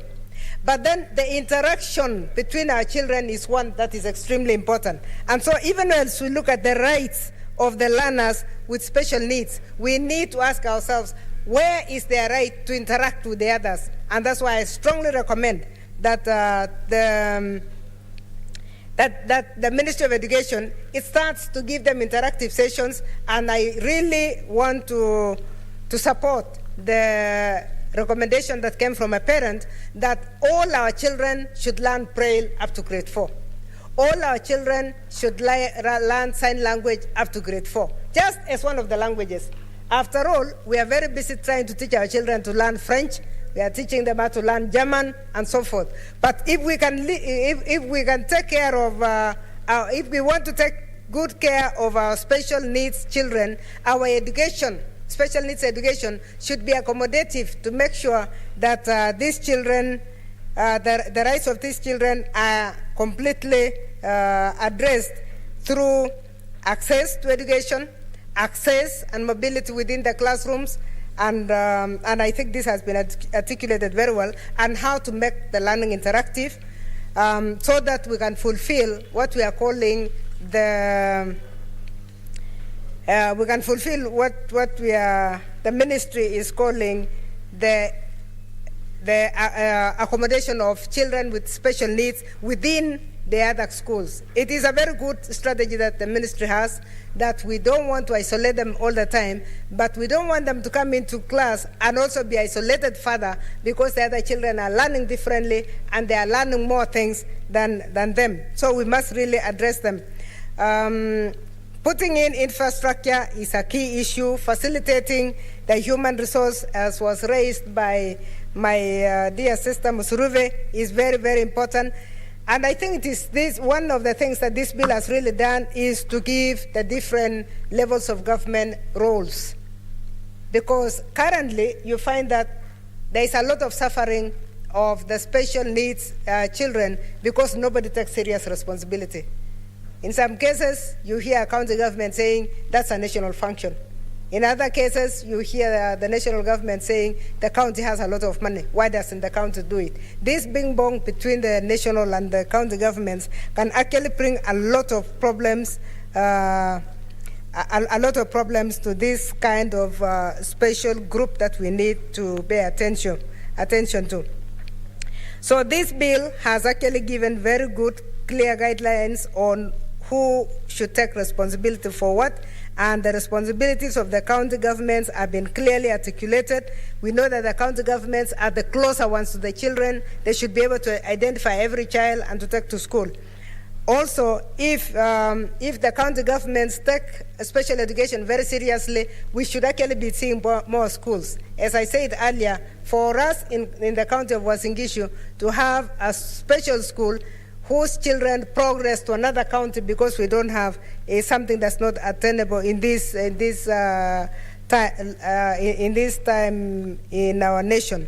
Because for children to progress, you cannot have 40 children and then you send about 4 to a school in another county because there is no school. It is very important that the county governments take this very, very seriously and do the effective and efficient delivery of special needs education at that level so that our children can enjoy their education, Madam Speaker. Madam Speaker, I don't want to go further because I know a number of our colleagues would be interested in this, but I want to thank Senator Musuruve. She has really been a very, very special person in this House as far as special needs education is concerned. And a number of bills have come of age because of her. I would therefore like to leave it with those few remarks to support the bill on Special Needs Education 2021. Thank you, Madam Speaker. To second the bill. Thank you, Senator. I now propose the bill. That's the Special Needs Education Bill, Senate Bills number 44 of 2021, be now read a second time. Senator Samson Sherarge.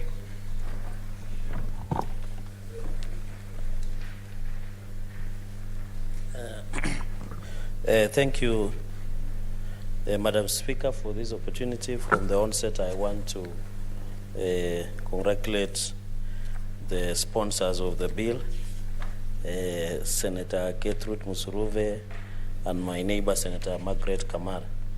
I think this is a very straightforward bill. When you look under Article 43 on economic and social rights, one of the key assessment, and that is where we are moving, the Special Needs Education Bill.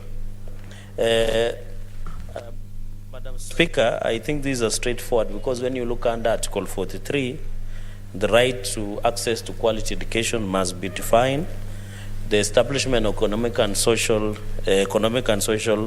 Council of Human Rights, where we are moving from civil, red, and blue rights as envisaged, and now it is very important because we are moving to economic and social rights.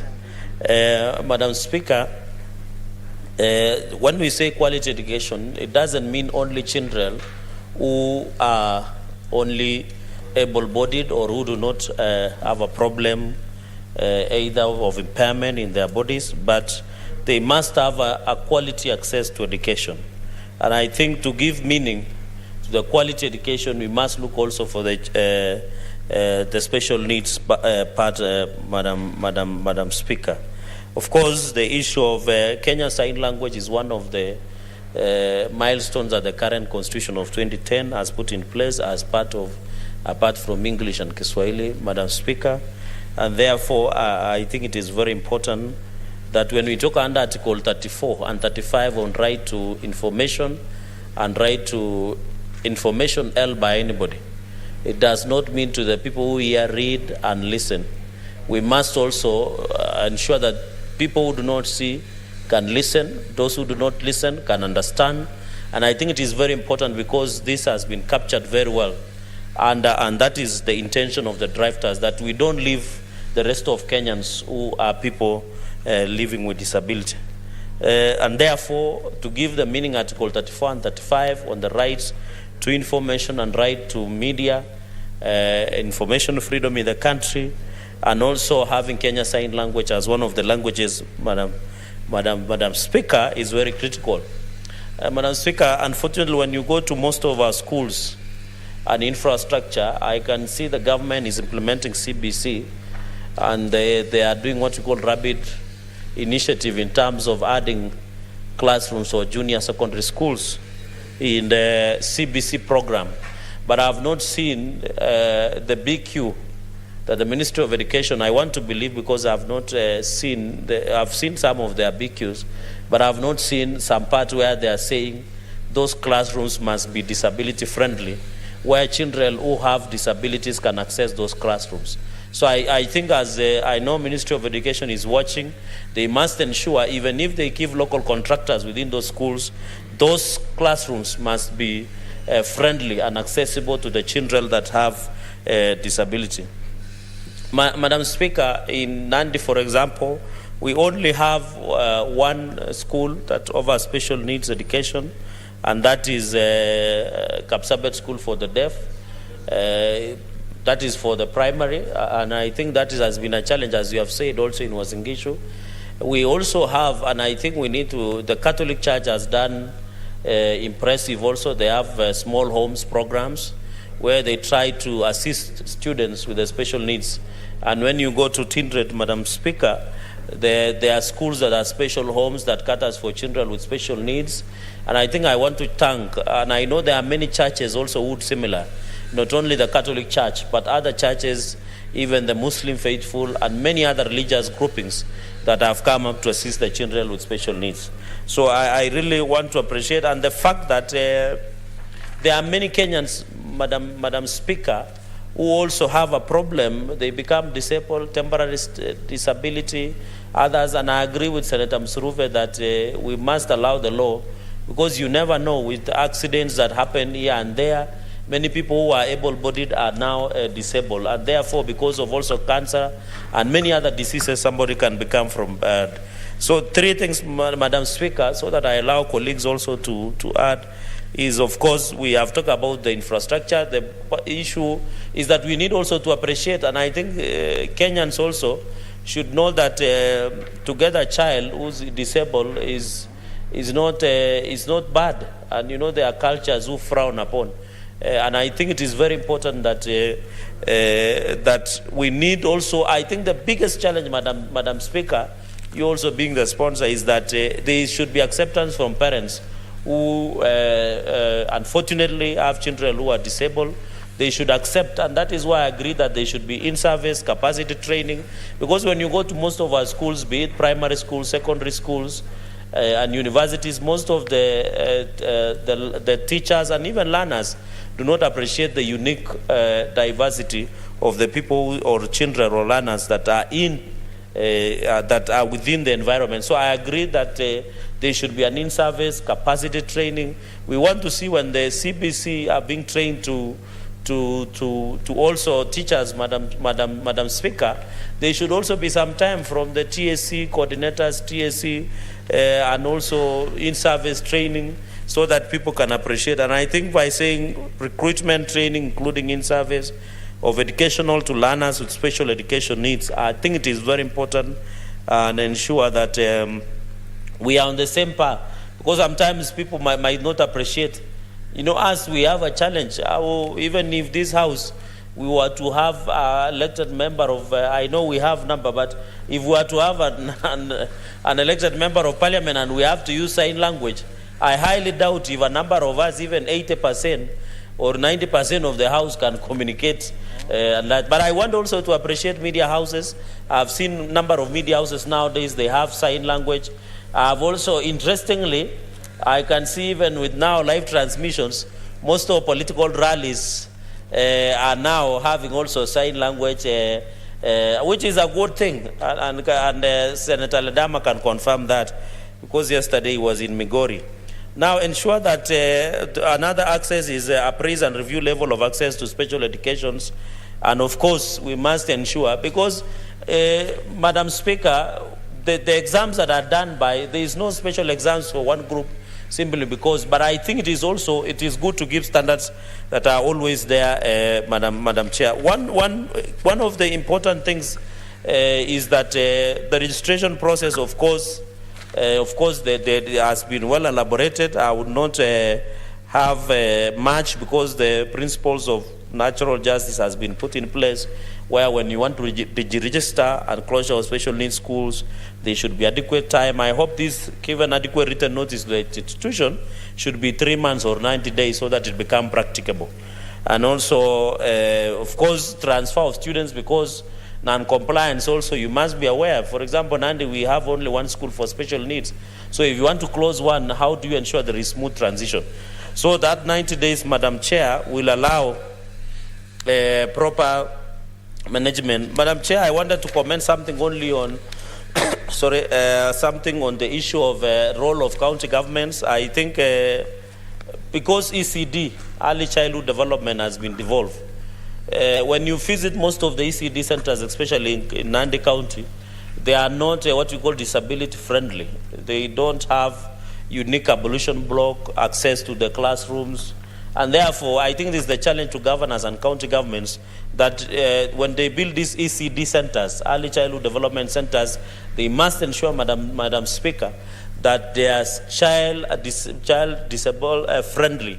Because even to prepare a ramp, I heard the mover saying like this and this. I didn't understand this, like and this, but I thought she meant that they are not disability friendly. I hope it was not like this and this. But the point I'm trying to make, Madam Speaker, is even preparing the ramp into access of ECD, I don't think it needs a rocket scientist. So when you walk to classrooms in Nandi County and ECD, and I've seen they have even a CEO who is disabled, they should learn that to access those classrooms, especially in the ECD, I think they should ensure they are put in place, Madam Chair. So the county governments, especially since they are the ones starting most of the ECD, and also TVET, because there are students who go to technical vocational training centers, Madam Speaker, I expect that most of these TVET centers must also be disabled friendly in terms of learning, in terms of living.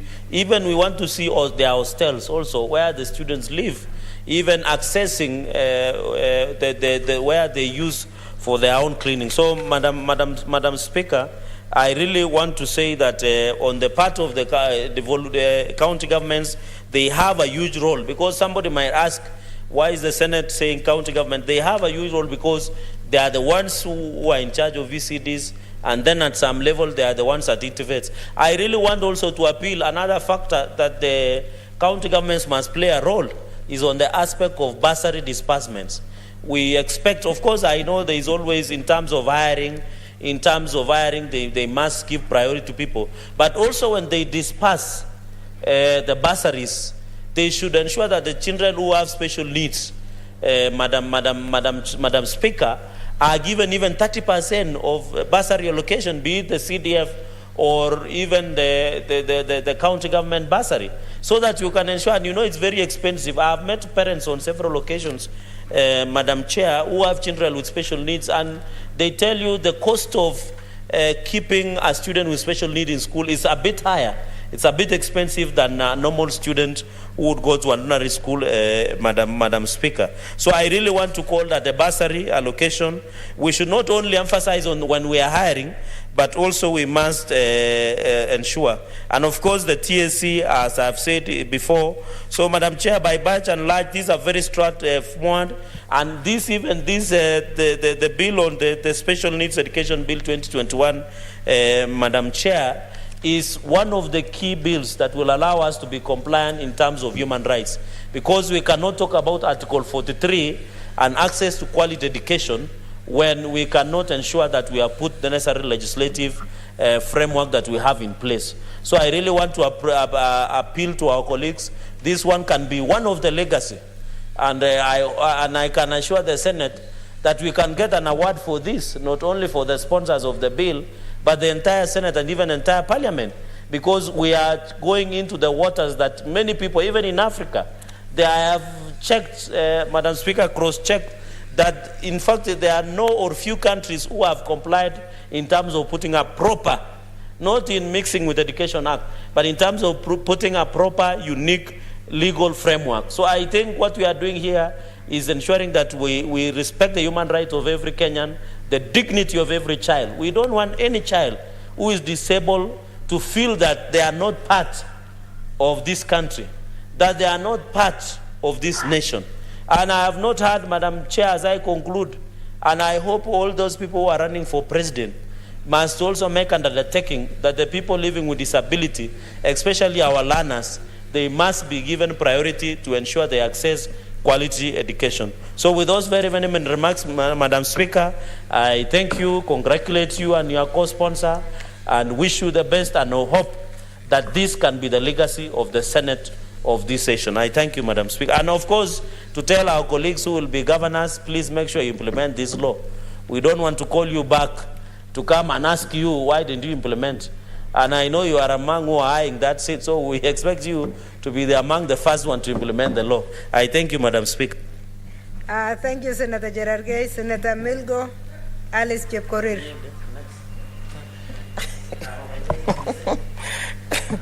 Thank you, Madam Speaker, for this chance to also contribute to this bill. First of all, let me take this opportunity to thank the sponsors, Senator Dr. Gertrude Musurube and Senator Professor Kamar, which is yourself, for sponsoring such a very critical bill. This bill has been in my committee for some time, and I think I'm part of the people who are very excited today that it has come to the floor of the House, and it is my hope that this bill will be able to to transit to the next level and even be ascended to before the end of this Senate period. Madam Speaker, education is actually a fundamental right that is enshrined in our Constitution, and furthermore, the Bill of Rights stated in Article 43(1) states that every person has a right to education, and Article 53(1) states that basic education is a right of every child in Kenya. However, for many years, children with disabilities are really suffered because of a lack of a legal framework to speak to their issues. Madam Speaker, we have had several challenges in the villages. I think every one of the senators will be given a chance. They'll be able to keep various scenarios of how kids with special needs are really suffered because they cannot be able to access education as stated in the Bill of Rights or as stated in the Constitution. And even if they access, what happens is that the infrastructure, the learners, the teachers cannot be able to actually provide what we call quality education, because access is is one aspect and quality is another aspect. Madam Speaker, I want to say that this bill has really spoken to very many issues that I hope upon implementation, this shall go a long way to ensure that the special needs child is actually considered.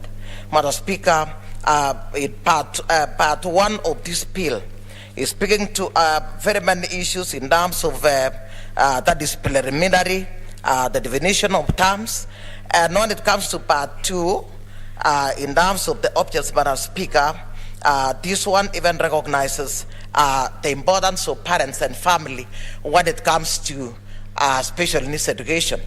At this particular juncture, Madam Speaker, even CBC of late has actually brought on board parents, and I hope more than ever before, these special needs parents and families shall be brought on board to ensure that actually learning takes place when it comes to these particular kids. Madam Speaker, this bill has played a very critical role in terms of setting out the national role as well as the county roles.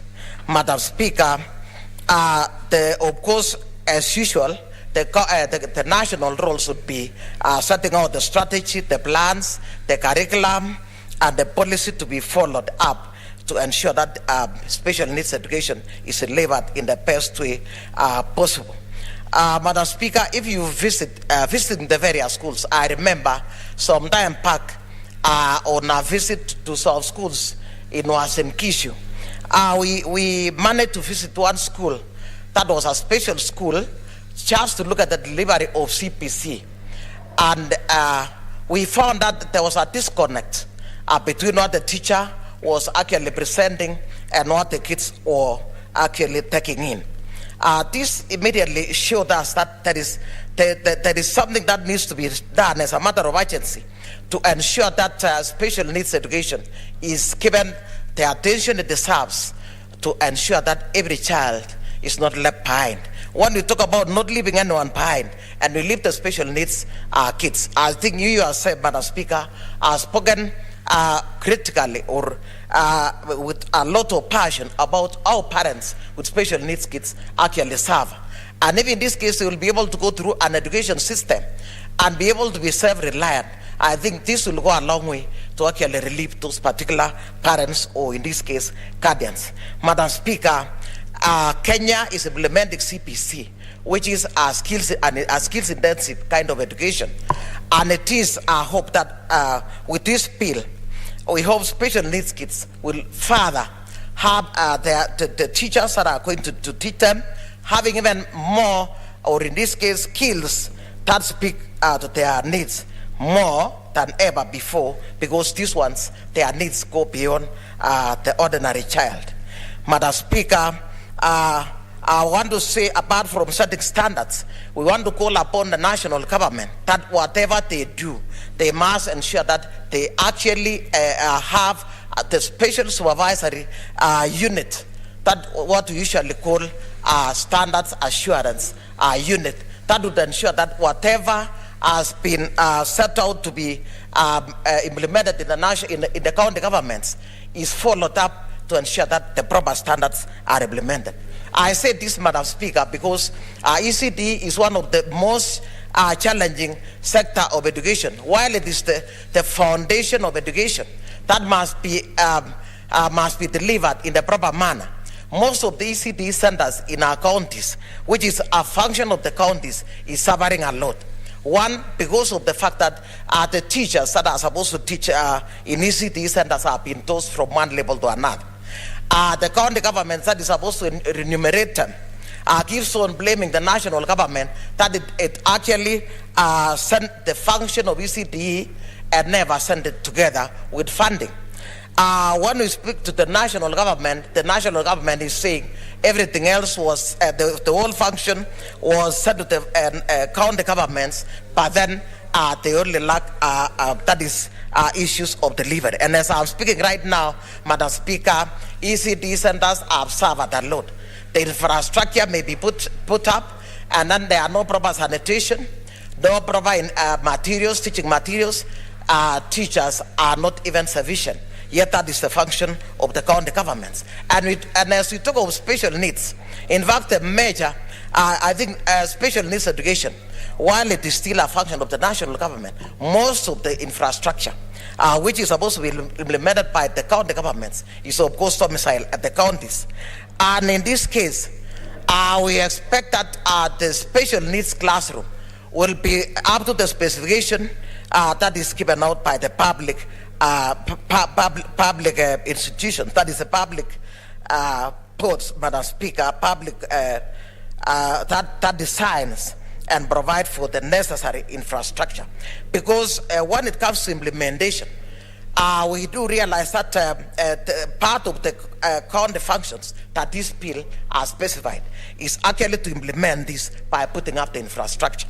And the infrastructure, as I was comparing to the ECD center, they must be able to take up this challenge and put up the specified classrooms, because when it comes to special needs kids, Madam Speaker, unless there are ramps, unless there are the proper sanitary facilities, those kids will have a poor environment to be able to learn, because kids may be in school, but then learning is not taking place.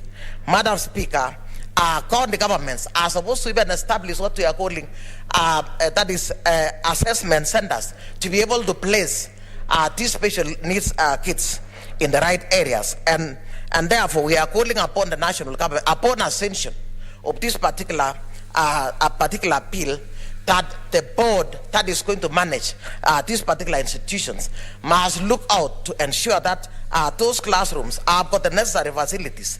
The committee that is going to conduct assessment will place kids at the right institutions so that learning will take place. Apart from this, Madam Speaker, even the schools that we shall have integrated special needs schools with the normal school, it must be ensured that all the necessary facilities that will ensure that these particular special needs kids learn are put in place.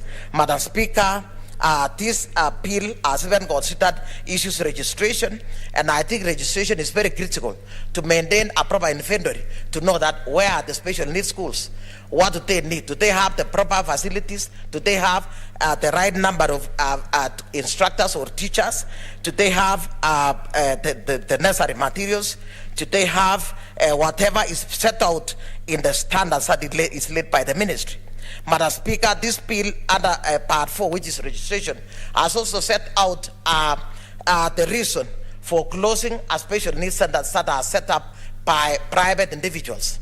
Madam Speaker, unless we are careful, earlier on I came to this house with a motion that was speaking to daycare kids that are supposed to be in ECD centers, and I said this one here has been taken up as a lucrative business, and in most cases we find that play group are actually trained behind homes that are not palatable, that are not conducive for learning. And if we are not careful to be able to look into this, we may find that there are special needs kids that are taken up and then they are put in very pathetic areas by private individuals in the name of doing business. Madam Speaker, I have a number in my county. I do not want to mention names, but then these kids are learning under very pathetic conditions.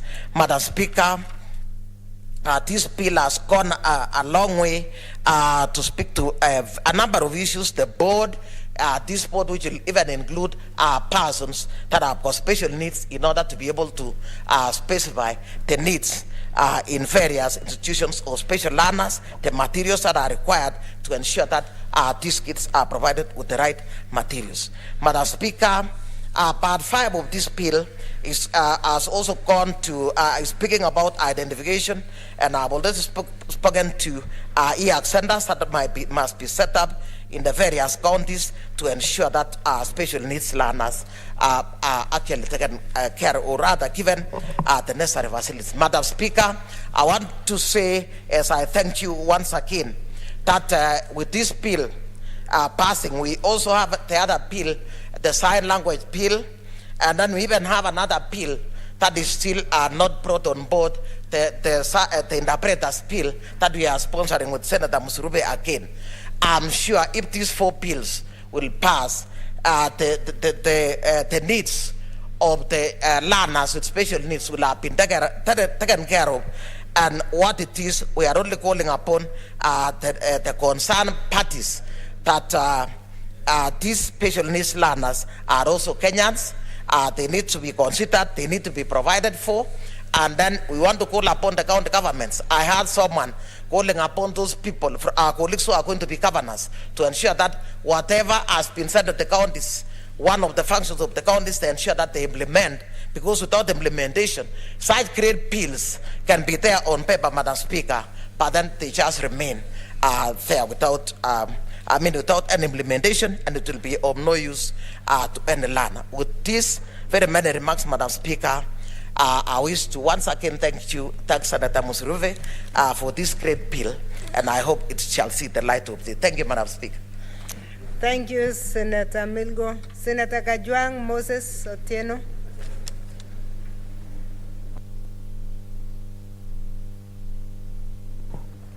Madam Speaker, I rise to support this bill that has been ably sponsored by Senator Musuruve and Senator Professor Kamar, two senators who have distinguished themselves not just in the House, but when it comes to issues of education, training, capacity development in this republic. Madam Speaker, I am a proud student of one of the co-sponsors of this bill, Senator Professor Kamar, who was my senior principal while I was at Moi University. Madam Speaker, I've also heard the passion with which Senator Dr. Gertrude Musuruve has spoken about her commitment to special needs education. I don't think there's anybody in this House with that kind of passion, with that kind of experience, with that kind of training. I therefore want to support this bill without any equivocation, Madam Speaker, because I believe that it has been drafted by two very eminent members of this House who understand how education ought to be. I also take note, Madam Speaker, that whereas the Constitution in the 4th schedule has given responsibility for early childhood education, vocational training institutes and village polytechnics to county governments, special needs education cuts across all these institutions. We must start thinking about it from early childhood. We must think about it at primary. We must think about it at secondary and at university level. And therefore, this becomes a very, very important shared responsibility between county governments and national governments.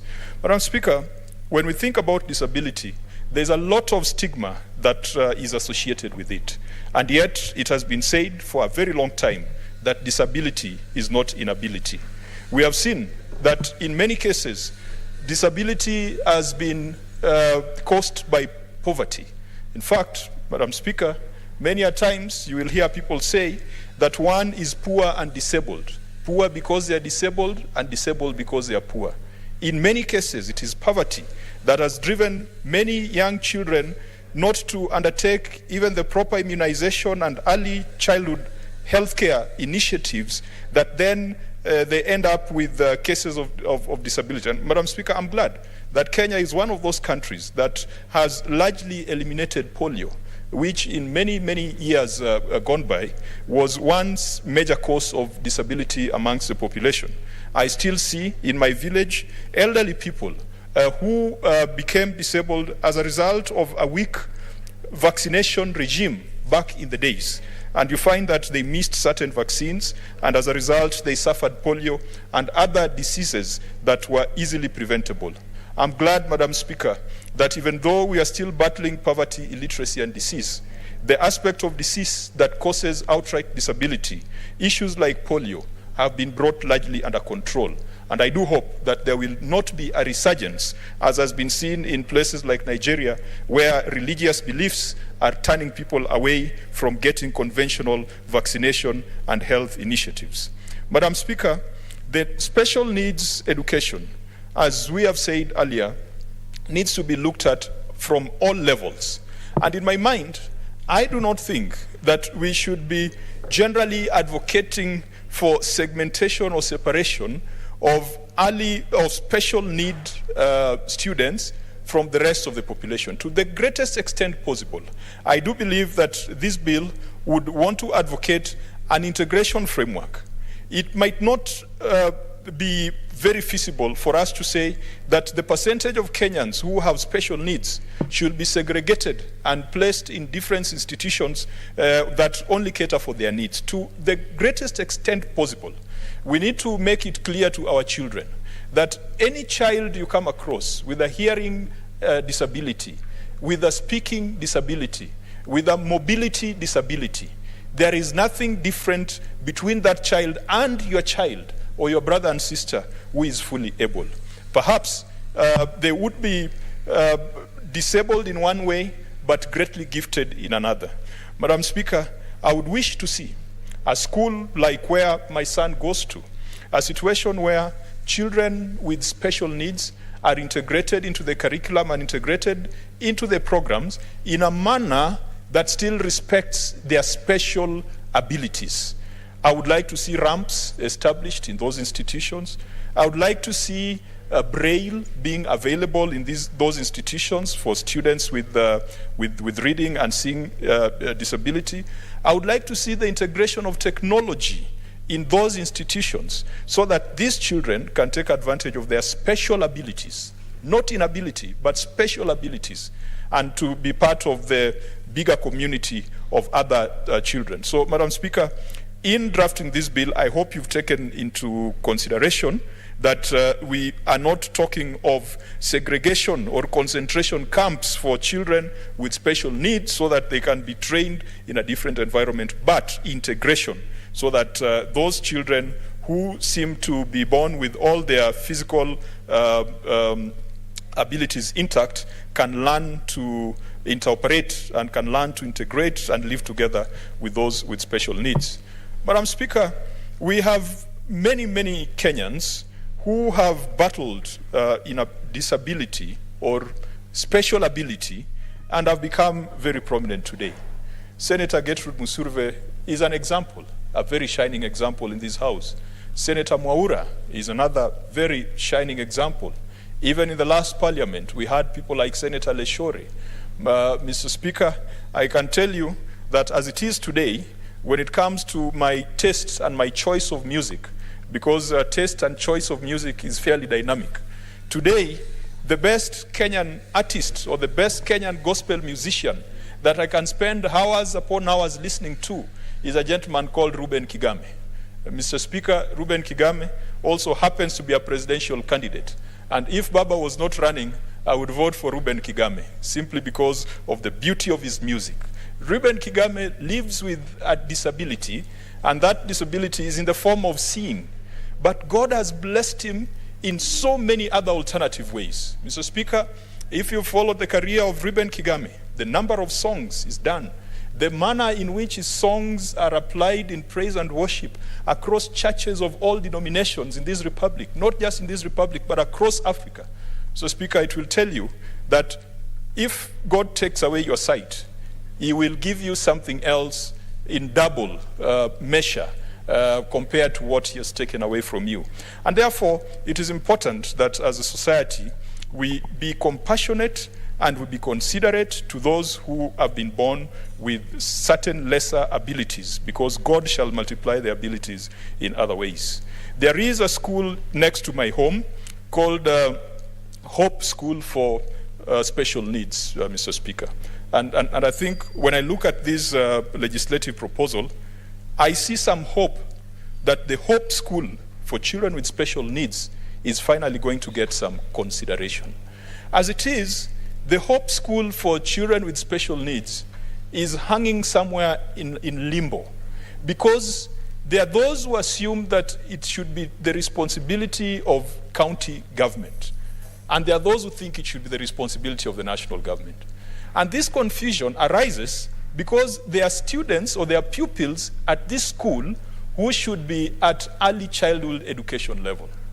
Now, when they go to Hope School for Children with Special Needs, they do not get facilities and they do not get facilitation, because the national government that does capitation to that school does not do capitation to take care of early childhood education. And then there are those who ought to be at primary school level, Mr. Speaker. And there you would expect that the national government would take care of all the needs, be it the infrastructure needs, be it the software that is required, be it the human resource needs. And yet, Hope School for children with special needs, that is right next to my village home, Mr. Speaker, has a perennial shortage of teachers. And I'm glad that in this legislative proposal, Senator Musurve has put in a section that talks about the obligation and responsibility of the Teacher Service Commission. The TSC must ensure that in the curriculum for teacher training and development, all our teachers are equipped with skills to deal with children with special needs. I don't know whether we want to just have some people to specialize in it, but I think, Mr. Speaker, just like in some countries where swimming is mandatory for the adult population, even in Kenya, every teacher must have certain basic skills to deal with children with special needs. It can never be, and it should never be, that a child with special needs is told by a teacher, go and see Mrs. Wanjau or go and see Mrs. Nyaboke because I don't know how to handle your case. That should be 101 in teacher training colleges, the care, compassion, and consideration and training for children with special needs. When this bill eventually becomes law, because I believe that this is a bill that we should prioritize as a house, and the other house should also prioritize it so that it becomes a legacy of this parliament. When this bill becomes law, Mr. Speaker, I'm confident that Hope School for children with special needs will finally get consideration under the national government CDF, which has been used to finance infrastructure for schools. Many of the CDF committees are only looking at primary and secondary schools, and they are not looking at this special needs school, because as I said earlier, there are those who think they should be taken care of by county governments, and there are those who think that the national government should finance them directly. So I'm hopeful that Hope School is going to get some money that will go into infrastructure. Admittedly, I know that this particular school has benefited from some allocation from the CDF of Suba North, but I think that in a constituency that probably has 30 secondary schools and maybe 3 or 4 special needs schools, there needs to be some proportional allocation, some special consideration for the special needs schools, because they are fewer and yet they've got a higher transformational impact. Mr. Speaker, I also am hopeful that Hope School for children with special needs will get teachers seconded by the Teacher Service Commission. When we started this school as a community initiative, we benefited a lot from volunteers who came from the United Kingdom. And Mr. Speaker, the stigma that we have put on children with special needs has prevented certain cultures and communities from bringing these children outside. Mr. Speaker, they are cultures, and we should not be afraid to say this. Where if you gave birth to a child who's a hunchback, for example, you'll be ostracized. You as a parent, you'll be ostracized. You will never be able to ascend to leadership in that community because they'll say that how can you lead us and you gave birth to a child who's a hunchback? If you gave birth to a child with some hearing or physical disability, you would be ostracized and you'll be stigmatized. And we must speak out against that stigma, Mr. Speaker. Earlier on, we had a petition that was talking about the misery that women go through, especially when they lose their children prematurely.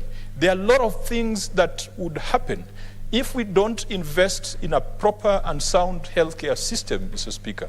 If we don't ensure that our women have got access to hospitals and clinics where they can go for prenatal visits, if we don't ensure that there's proper and equitable distribution of vaccines and immunization facilities across the country, there are children who will either be born with disabilities or who will fall into disability for no cause or for no fault of their own.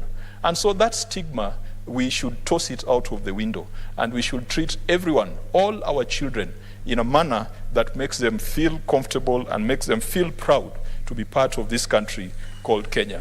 And so when we started this school, we had very, very few teachers who had the skills to deal with children with special needs. And we had to benefit from volunteers who came from the United Kingdom. And Mr. Speaker, the volunteers that usually come from the UK or from the US, those volunteer corps, they are generally not trained. All they have is a big heart. So sometimes we cede our compassion to foreigners due to our own lack of compassion. We have people who are probably very well trained in this country, but they are not compassionate. So you take them to a school with children with special needs, they mistreat those children.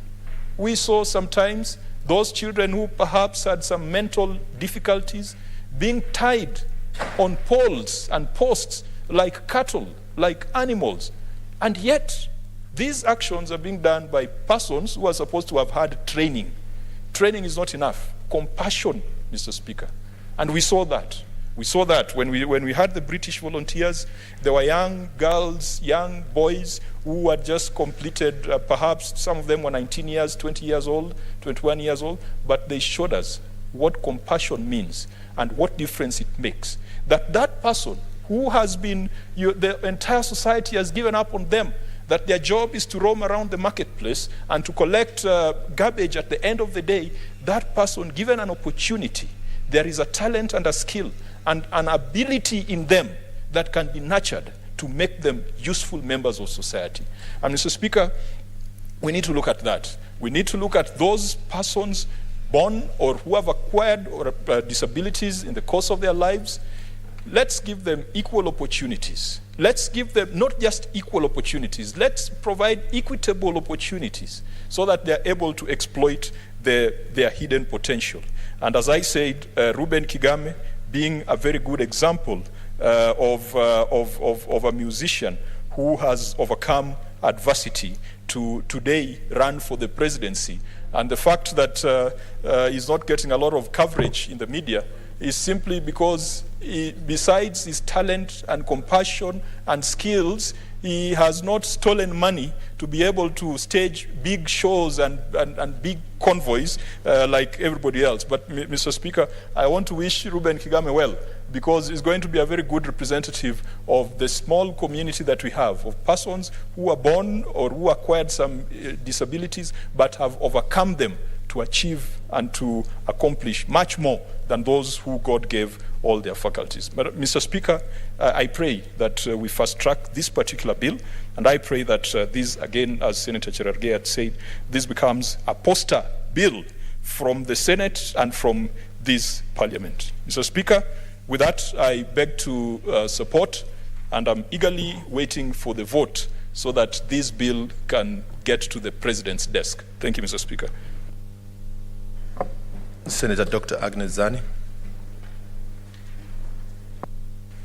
Thank you. Thank you, Mr. Speaker. I wish to support this bill and congratulate Senator Musuruve and Senator Kamar. They're both members of Education Committee, past and present, so we've interrogated and interacted with this bill at different times. We've also had experiences within Education Committee, for example, and I've had other senators mention, where we have visited schools and we have seen that as much as special needs children are integrated, when you really go there, you find that the integration levels are not suitable for the special needs children. You find, for example, in one school where we went, we found a child who could not hear, who could not speak. But we found it was a small girl, I think, who had been put in a pen. And you could see that this child was in great difficulty and needed really specialized care, but that specialized care didn't seem to be coming through. Mr. Speaker, we found this one child, but I think this might be replicated across the board in many institutions. So this bill seeks to address and streamline this whole sector, where we've been able to give input here and there, but really to streamline so that we have, for example, a register of special needs education centers, we have a registration of private special needs education centers, we have admission of learners with special needs and the process for that, special school boards, establishment of parent associations, responsibility of governance, facilities in institutions providing for special needs, etc. We also have in part 5, identification and assessment of children with special needs, register of learners with special needs, identification of the same, establishment of special needs education advisory boards. Quite a number of institutions have been created in this bill, and it will be very important to have a hierarchy of these institutions and their semi-integration with the current Education Act, so that there's concurrence of which board is operating at what level. There's one operating at the school level, there's one operating at the county level, but how much power does the one operating at the county level have vis-a-vis the one that is already, for example, in the Education Act? This is something that as a committee and maybe as the sponsors of the bill, we need to interact with, so that we have a sense, because every time you create various institutions, then you have a situation where these institutions, because it's about power, so others will be saying we have these responsibilities already there. And Mr. Speaker, I will be giving an example of some of the clauses, for example, that are speaking to these responsibilities or should be speaking to these responsibilities as we continue to integrate this.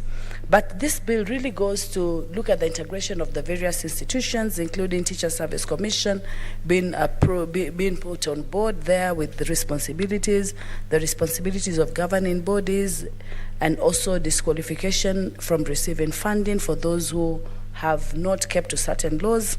Quality assurance has been mentioned, very, very key, and I already gave an example where really it becomes very important that quality assurance is put into place. Mr. Speaker, most of the time when we talk of special needs, we just make assumptions about key specific special needs categories. And many times we deal with what is physically seen, but we also have special needs that might not be very, very obvious to be seen, you know, schizophrenic, for example, and maniac attacks, and others that can come as a result of psychological processes. And I think these also. So I think at the point of the registration and having somebody at the level of the county who is able to really vet the children, this becomes very, very important. Last, I just want to mention that this bill also talks about the registration of home-based special education learners and what it means. And we know that in many communities, many times, we find children have been put aside and they're not even allowed to interact with the activities of the family. So this bill does very specific, good in terms of this field. For example, it hopes to provide a framework for the realization of the right of education. It also provides standards which are very, very key, and these standards in the long term to be uniform across each county. At clause 4, the issue of every person shall, in formulating their functions under this act, be guided by various principles. I just want to talk about G, ensuring the intervention are based on objective information and methods, and that monitoring mechanisms and regular evaluations are established, so that at the end of the day, you can get these special needs learners to be able to make something out for themselves. I think I've had Senator Kajwang mention this already. There's always a very special gift with people and students who have special needs. It's a question of identifying what it is. There's a talent that comes as a result. Problem or one issue, but they have very many other benefits that they can actually bring to the board. The roles for county governments and national governments are well stipulated, and really moving with the national policy, and especially the 4th schedule of the Constitution, which talks about delivery of special needs education. So that is well contextualized, and that really needs to be put into the fore. Also providing necessary facilities, putting in place. Mr. Speaker, we have dwelt on this for the longest time, especially when we were dealing as a committee with the ECD bill and facilities in the schools and ensuring that these facilities are there. At the end of the day, it will always become an issue of resources and resource allocation. And then the question comes, where should these resources come from, especially for devolved units? So should these resources come from national office? Should they come from the county? And we have found that there's a disconnect about how those resources should actually go to the county. Ring fencing has been suggested as one way to ensure that those funds, if they don't go as conditional grants, that they can be ring fenced and used within the counties. But that's not always the case. And in this case, you have to be able to empower the county governments and the county the county governments and the county assemblies especially, so that they're able at the end of the day to find a way that they can budget for those funds and those funds can be appropriately used. The issue of coordinating comes in at coordinating activities of state organs, institutions, the private sector, non-governmental organization, and community-based involved in matters relating to special needs. And this is it. Just making sure that the whole interplay, some sort of multi-agency approach is put in so that all these can play a significant role. And then mobilizing and sensitizing communities, about different ways of treating special children with special needs, about ensuring that, for example, their needs, including nutrition needs, are taken care of, including their medical needs are taken care of, including the need for integration is taken care of. And then we have the registration and management of special needs education centers, and that is well formulated. Mr. Speaker, I go to clause 7, not clause 7, clause 12. And I just want to say, because this is second reading, of course we're going to have amendments that are going to come at the committee of the whole. When the reading at clause 2 suggests, when you look at the clause 2 on the index, if I was to call it that, on the prefix where it gives the various clauses, clause 12 should be on special schools board. Now, when you go to clause 12, it is talking about that special schools board. Excuse me, Mr. Speaker, please kindly, could I have people consult in lower voices so I can even prosecute my thoughts? Thank you, Mr. Speaker. Proceed. So if we look at clause 12, special schools board, when you go to clause 12, you expect to see this special. You expect to see this special schools board, probably who are in that board and what they are doing, which is what you end up seeing. But the introduction of that clause is misleading. It starts with saying the following categories of learners. When you look further, there's no categories of learners that are mentioned in that clause. The following categories of learners shall be represented on the school board of an institution for learners with special education needs. So it's talking as though it's talking about the learners and who should be represented by those learners, but then it moves on now to give the categories. So it gives, for example, one person elected. So this is the formulation now of the special schools board. They should be formulated by one person elected among the parents, one representative, and it goes on up to 8. Mr. Speaker, clause 2 of 12 is indicative of what has not happened in clause 1. It states the board of management constituted under subsection 1 shall have an odd number of members. But when you look at clause 12, it has a total of 12, it has a total of 8 members. Or is this 7? This is 5, 6, 7, or these are 7. This is 7. So that is okay. I had looked at it, yes, so that makes it an odd number.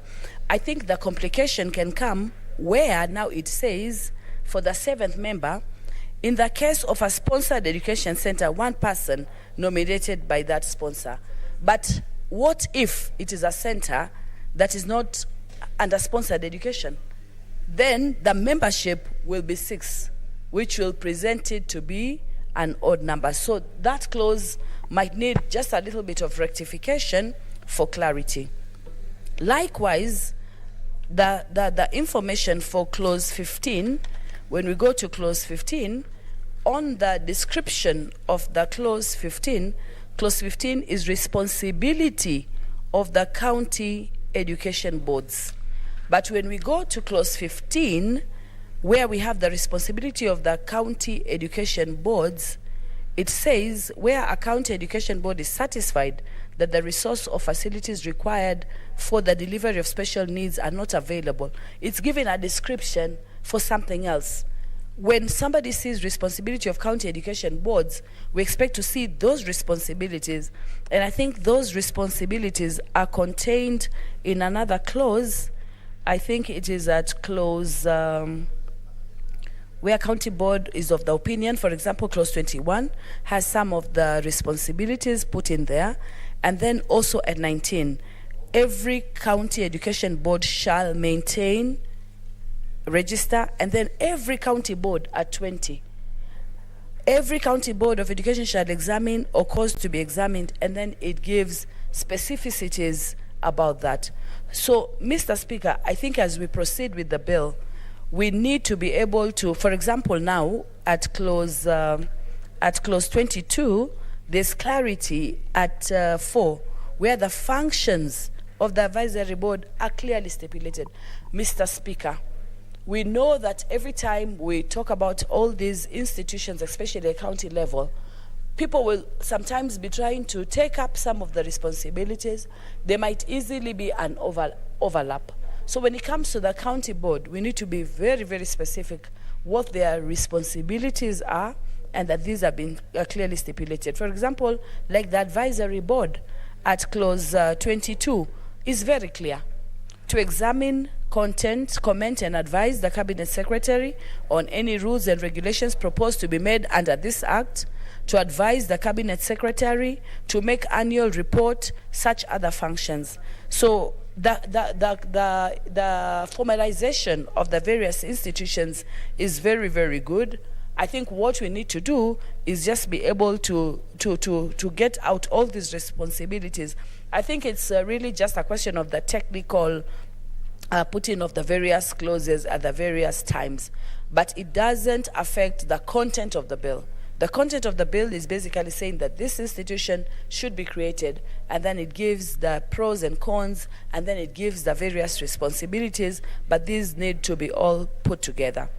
At part 8, the quality assurance standards are clearly put into place. And Mr. Speaker, this is where most of the time, especially with legislation, with law, with acts, without follow-up, and without creating institutions that will make sure there's quality assurance, you find that everything you've put in there ends up really not being implemented. So this idea for the inspection of the institution, inspection of ongoing development, inspection or audit of accounts, every item that has been put under quality control will help us achieve what the movers of this bill want to achieve. The intent of this bill is very good. It focuses on a key mandate of a member of Senate who is representing people living with disabilities. It is a key mandate for other senators as well who have various representation. Mr. Speaker, a big congratulations to Senator Musuruve, because she has done what she's come to do in this House. She can go back to her constituencies and say, you sent me there to talk about special needs. I've talked about PWDs, now I'm going down to the learners. So I really hope this bill will see the end of day, the light of the light of the day. We have a little time, but we can still do a lot with this time. This is a bill that will change the sector. And apart from this, I think a lot of also private mobilization can be done on the side. You know, because I remember some time back, we used to hide even children with special needs. But I think now we have moved away from that. So any sociological and any societal change and awakening of our people always brings positive change towards how those people are treated. This is one positive change that is going to be recorded in the Senate for our progress to improve special needs education among our children. I support, Mr. Speaker. Senator Dr. Christopher Langat. Thank you, Mr. Speaker, for giving me this chance to add my voice on this particular very important bill. I want to say that this special needs education bill will be a game changer as far as education for people with special needs is concerned in our country, Mr. Speaker. The current situation is very pathetic. I'm so sure that during my time, when I was the chair of education, we had managed to go around several schools, which are actually supposedly special needs schools. But when we went to those particular places, we realized that by the name and the signpost along the roads shows special schools. But the content that is available in those particular places does not actually fit to the level or to the standards that are required for them to be special schools. So I want to say that we even went one time in Kitui to a polytechnic, a vocational training center, whereby in the same place there were students with special needs, but they could not access some places like some classrooms, which were built traditionally without the consideration of special needs requirements. I also remembered that we also visited another special needs school near Kitui town. We had also visited some in Eldoret, and the situations were pathetic. I remember very well that when we were in Kitui, there was a challenge that who should be financing special needs education centers, because they were receiving very little from the county government, and also the county government were expecting that the national government should be supporting fully the special needs schools. They were so pathetic that even food, the food that was supposed to be given to these particular children was so scarce. And to make the matters worse, Mr. Speaker, is that most of the children who are in local special schools in our country come from very poor families. So that is why I'm saying that this particular bill will be so important when it comes to become an act of this particular house, because I know it will really support those particular children with special needs. I want to say that I've gone through this particular bill, and right from the object part of it, I have seen that this particular bill will provide a proper framework, Mr. Speaker, that will guide all the structures, the curriculum, examinations, construction of the infrastructure, and management of these particular special needs education programs. I'm so happy that it touches in some parts of it proper objects that will be guiding this particular special needs education program. For example, it will provide a legal framework that will guide whatever it will be happening in this particular place. You know, when we have a legal framework in a particular institution or a particular area of concern, it will be easier to monitor and provide check and balances in those particular places. When there is a legal framework, whoever will actually work in contrary with what the law requires in these particular places, that particular person will actually be answerable according to the law. So legal framework is very important. I've also seen that in the object part of it, that it will also eliminate exclusion and discrimination that is happening right now in those particular institutions.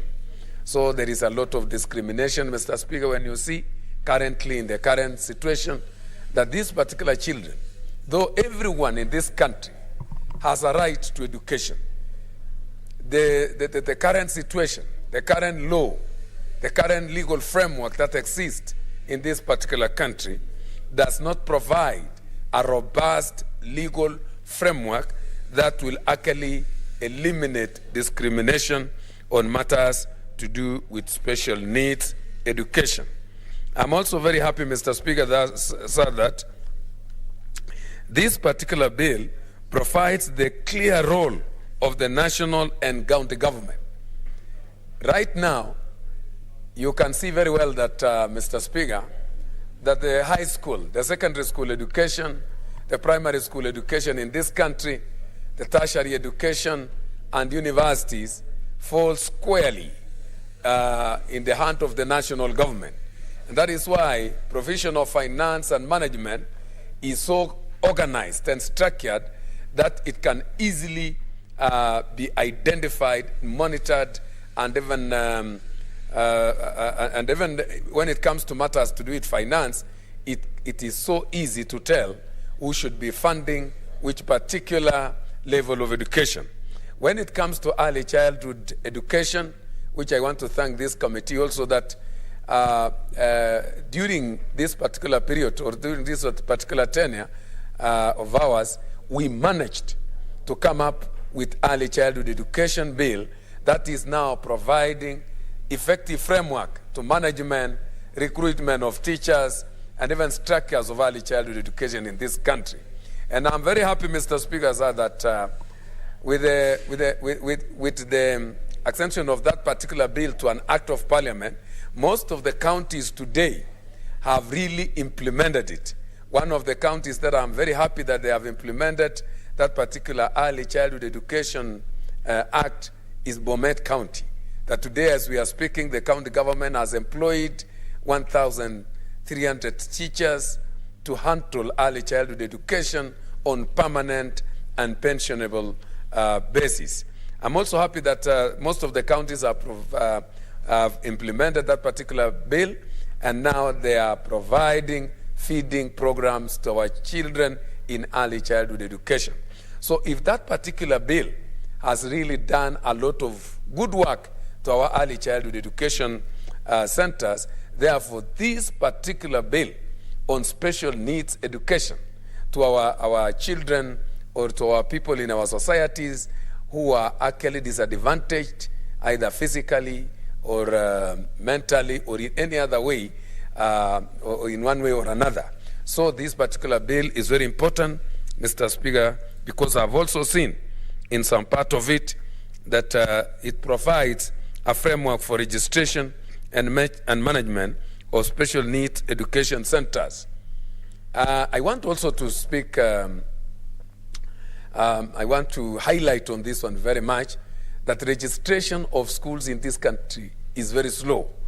It is very interesting, Mr. Speaker, that even normal schools, like primary schools in some counties, some schools have been built by the parents, students are there, some schools have developed to the level of having even reached Form 3 in high school.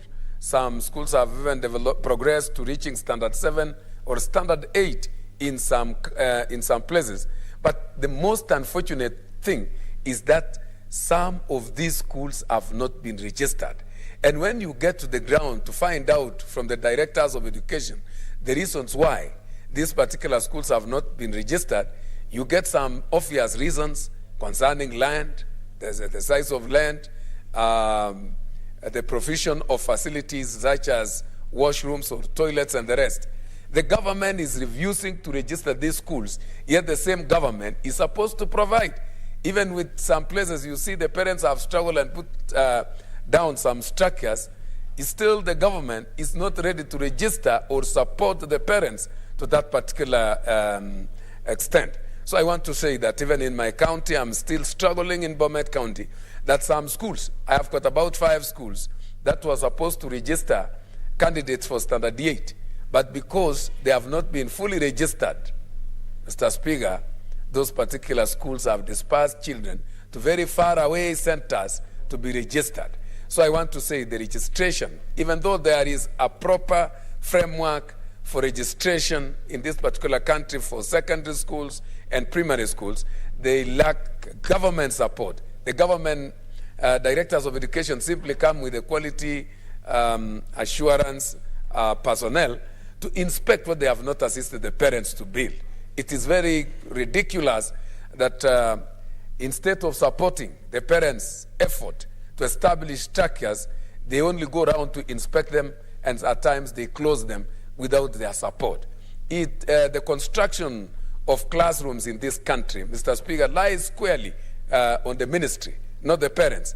But it is very interesting that the same government is closing down some schools in some places that they are not getting to the standards to be registered, yet they are the ones who are supposed to do, to provide structures to enable these particular schools to be registered. If now it is a struggle to implement the law within high schools and primary schools that already have got a framework, legal framework for registration. Therefore, how worst is it when it comes to schools that provide special needs education? So I want to say that we should actually speed up the process of making sure that this particular law bill becomes the law in this particular country, so that it may really assist in the registration and management of special needs education centers. Currently, those schools which are good in the provision of special needs are only those which are managed by religious institutions, the churches. But when it comes to those which are managed by the government, currently they are pathetic. When I was the chair of education, we managed to visit some. And really, I'm so sure that that is what motivated Senator Musuruve, Dr. Musuruve, and Professor Kamar to come up with this particular very important bill. This bill also provides identification and assessment of children with special education needs. Currently, assessment centers are very few in this country, and hardly, and they are not even known by the villagers everywhere. Another thing that I'm so sure it is lacking is actually information to the particular villages in remote areas that have got children with special needs. They rarely get the information on what is happening in assessment centers. So awareness should be made by the professional administration and everybody concerned, so that these particular children are assessed and categorized accordingly to various institutions that provides their needs. I'm so sure even in the county that I come from, assessment center is only one. And one time I visited and it was so idle. Nobody was visiting that place, and the officers that were there somehow were relaxed, and they don't have a clear structure on actually making public awareness on assessment to children with special needs.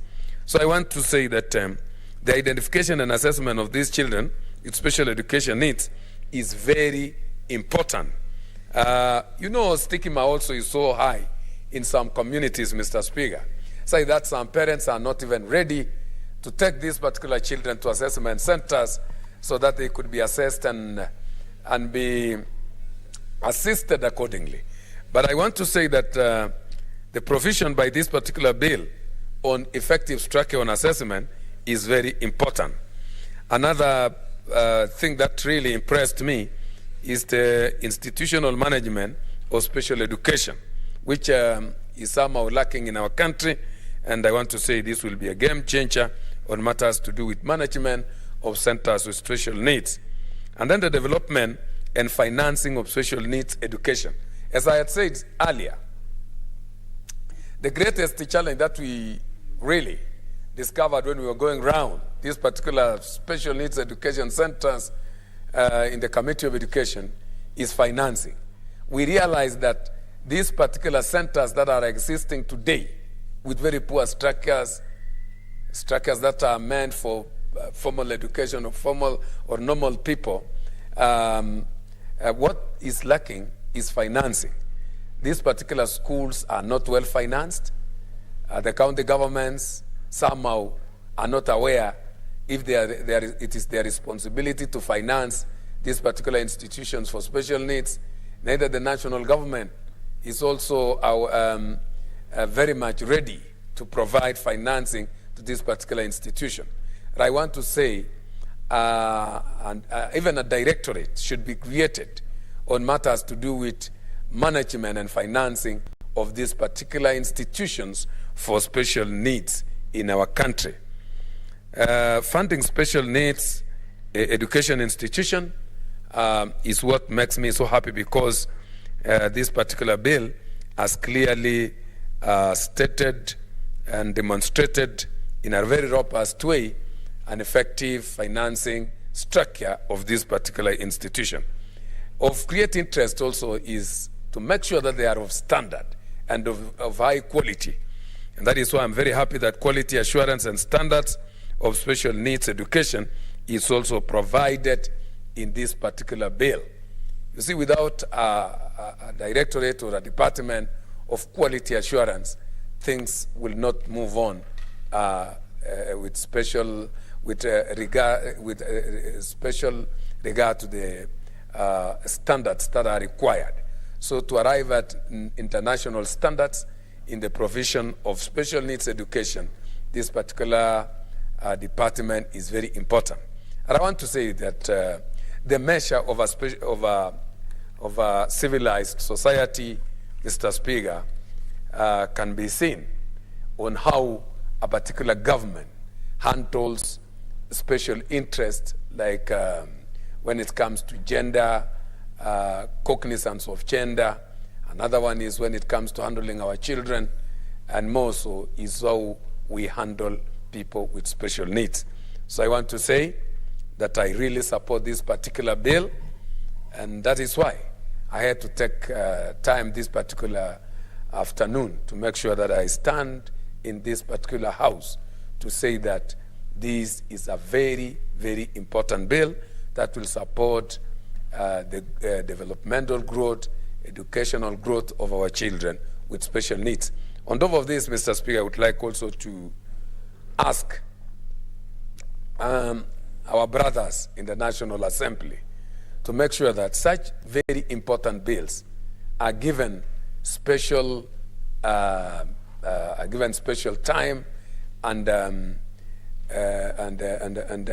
when it comes to handling it, they should handle it with a lot of decorum, so that within a very short time they are actually finished and become an act of parliament to support people in this country. Another bill that we had started in the Committee on Education is the bill on vocational training centers. I read yesterday The Nation, and I was shocked that 3.1 people in this country have got no academic qualifications. And the only way that we can support these particular people to get skills that will enable them to work effectively and earn their living is provided in that particular vocational training education bill, because that bill actually emphasizes on skill-based education and not examination-based education. So I would like to ask them also, I hear that that bill is already in the National Assembly.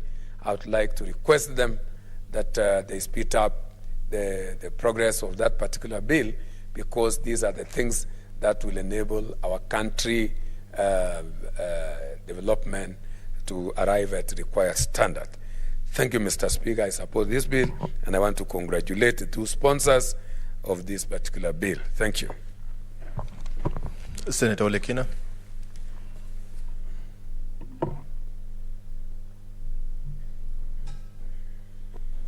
Mr. Speaker, I rise to support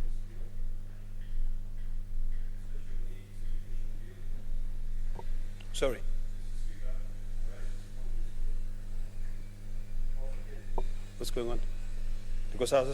Okay. Mr. Speaker, thank you. I rise to support this bill, the Special Needs Education Bill 2021, with amendments. Mr. Speaker, from the onset, let me begin by saying that I'm very proud of the work of Dr. Musuruve and also Professor Kamar for having thought out about the special needs. Dr. Musuruve has been very active, and I think all disabled people in this country, all special needs people in this country, must recognize her for the good work that she's been doing. She has been an advocate of special needs and someone who is very knowledgeable on the subject. Mr. Speaker, I've skimmed through the bill, but I'm concerned about two provisions. One, I think it's about time that we leave legislation to be the work of Parliament. Every time we give a lot of powers to cabinet secretaries, we end up having problems. Mr. Speaker, I have a problem with Section 46 of the bill, which seems to give the cabinet secretary so much powers such that they can actually be able to come up with their own legislation on how special needs schools should be handled, how they can be registered. When I read section 46, it says the Cabinet Secretary, in consultation with relevant stakeholders, may make subsidiary legislation to provide for such matters as the Cabinet Secretary consider necessary for the better carrying into effect of the provision of this Act. And then further, when you go to the memorandum, there is a statement on the delegations of legislation, powers and limitation of fundamental rights and freedoms, where it says the bill, once enacted, would give the Cabinet Secretary the powers to create subsidiary legislation that would affect all education facilities in order to accommodate special needs learners. Mr. Speaker, this topic on special need is something which is very, very important. And I think as the term spells it out clearly that it's special needs, I think it's about time that we look at all the 47 counties in terms of the provisions of education, particularly to the special need people, that not all, just like your fingers, not all the 47 counties are equal. This is something which we need to actually find a way, and I think some of my proposals might call for the amendment of the Constitution, or rather we find a way to develop certain regulations that will give this task only to the national government.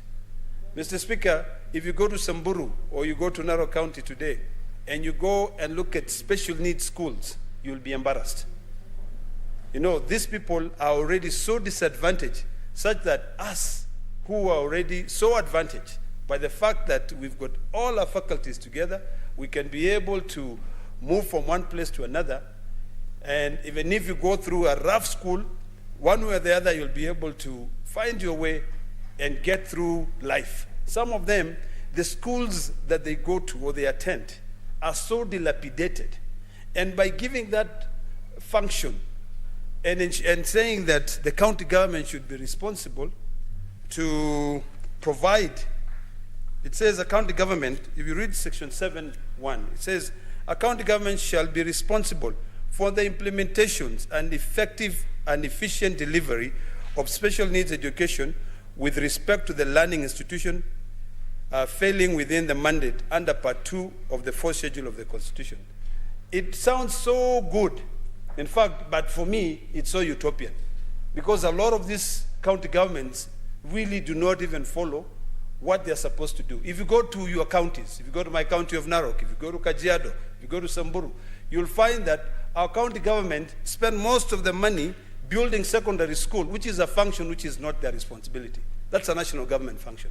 So this one, it's something which they'll just put aside. Mr. Speaker, the other issue that I have concerns with is on the issue of our legislation when it comes to the issue of land.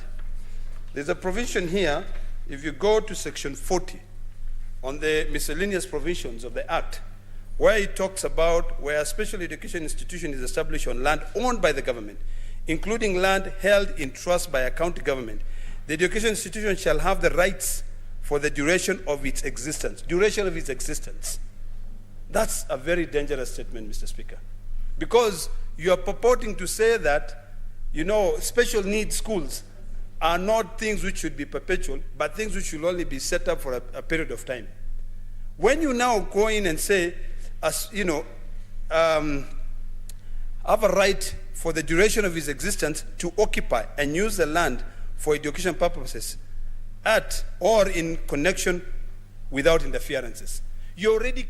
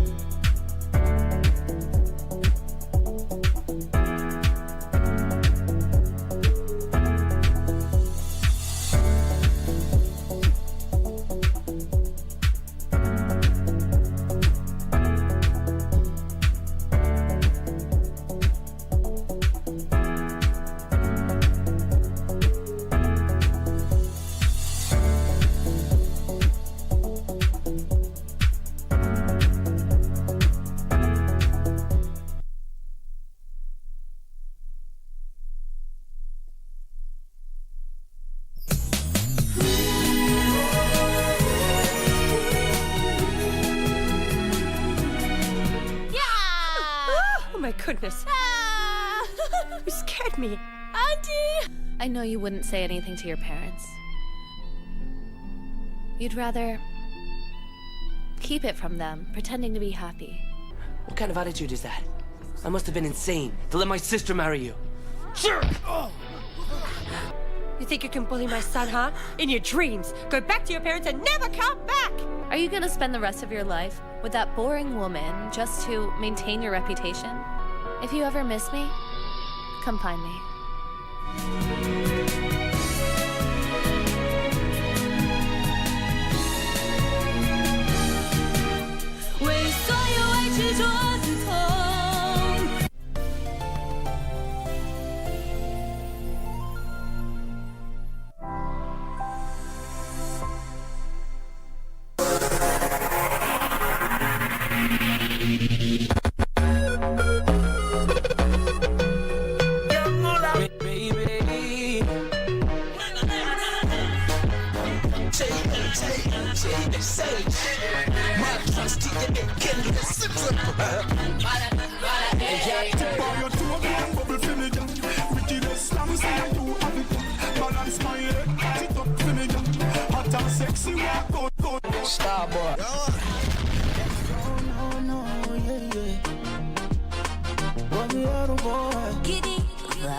Acha tugombane ama tupigane, kesho tukosane.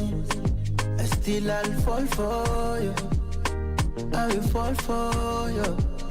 Hata maneno waseme watupiganishe mimi nawe. Still I'll fall for you, I will fall for you.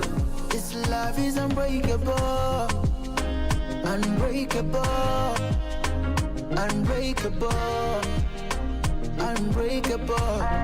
Our love is unbeatable, unbeatable, unbeatable, unbeatable.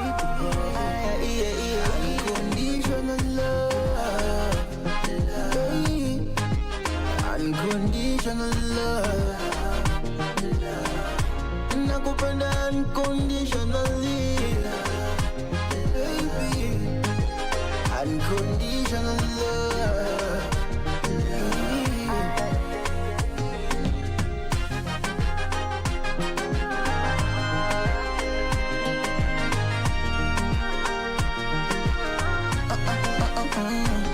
Nafunga break kwako, nafunga break. Ni wewe tu ndo nanipa city cake. The way you high me like you marijuana. Ase milele si tutapendana, yeah. Oh, I love you, love. No weather can stop this love. Forever wanna be your baby, and you'll be my only. This love, unbreakable, unbreakable, unbreakable. Our love is unbeatable, unbeatable, unbeatable, unbeatable. Unconditional love, unconditional love. Nakupenda unconditional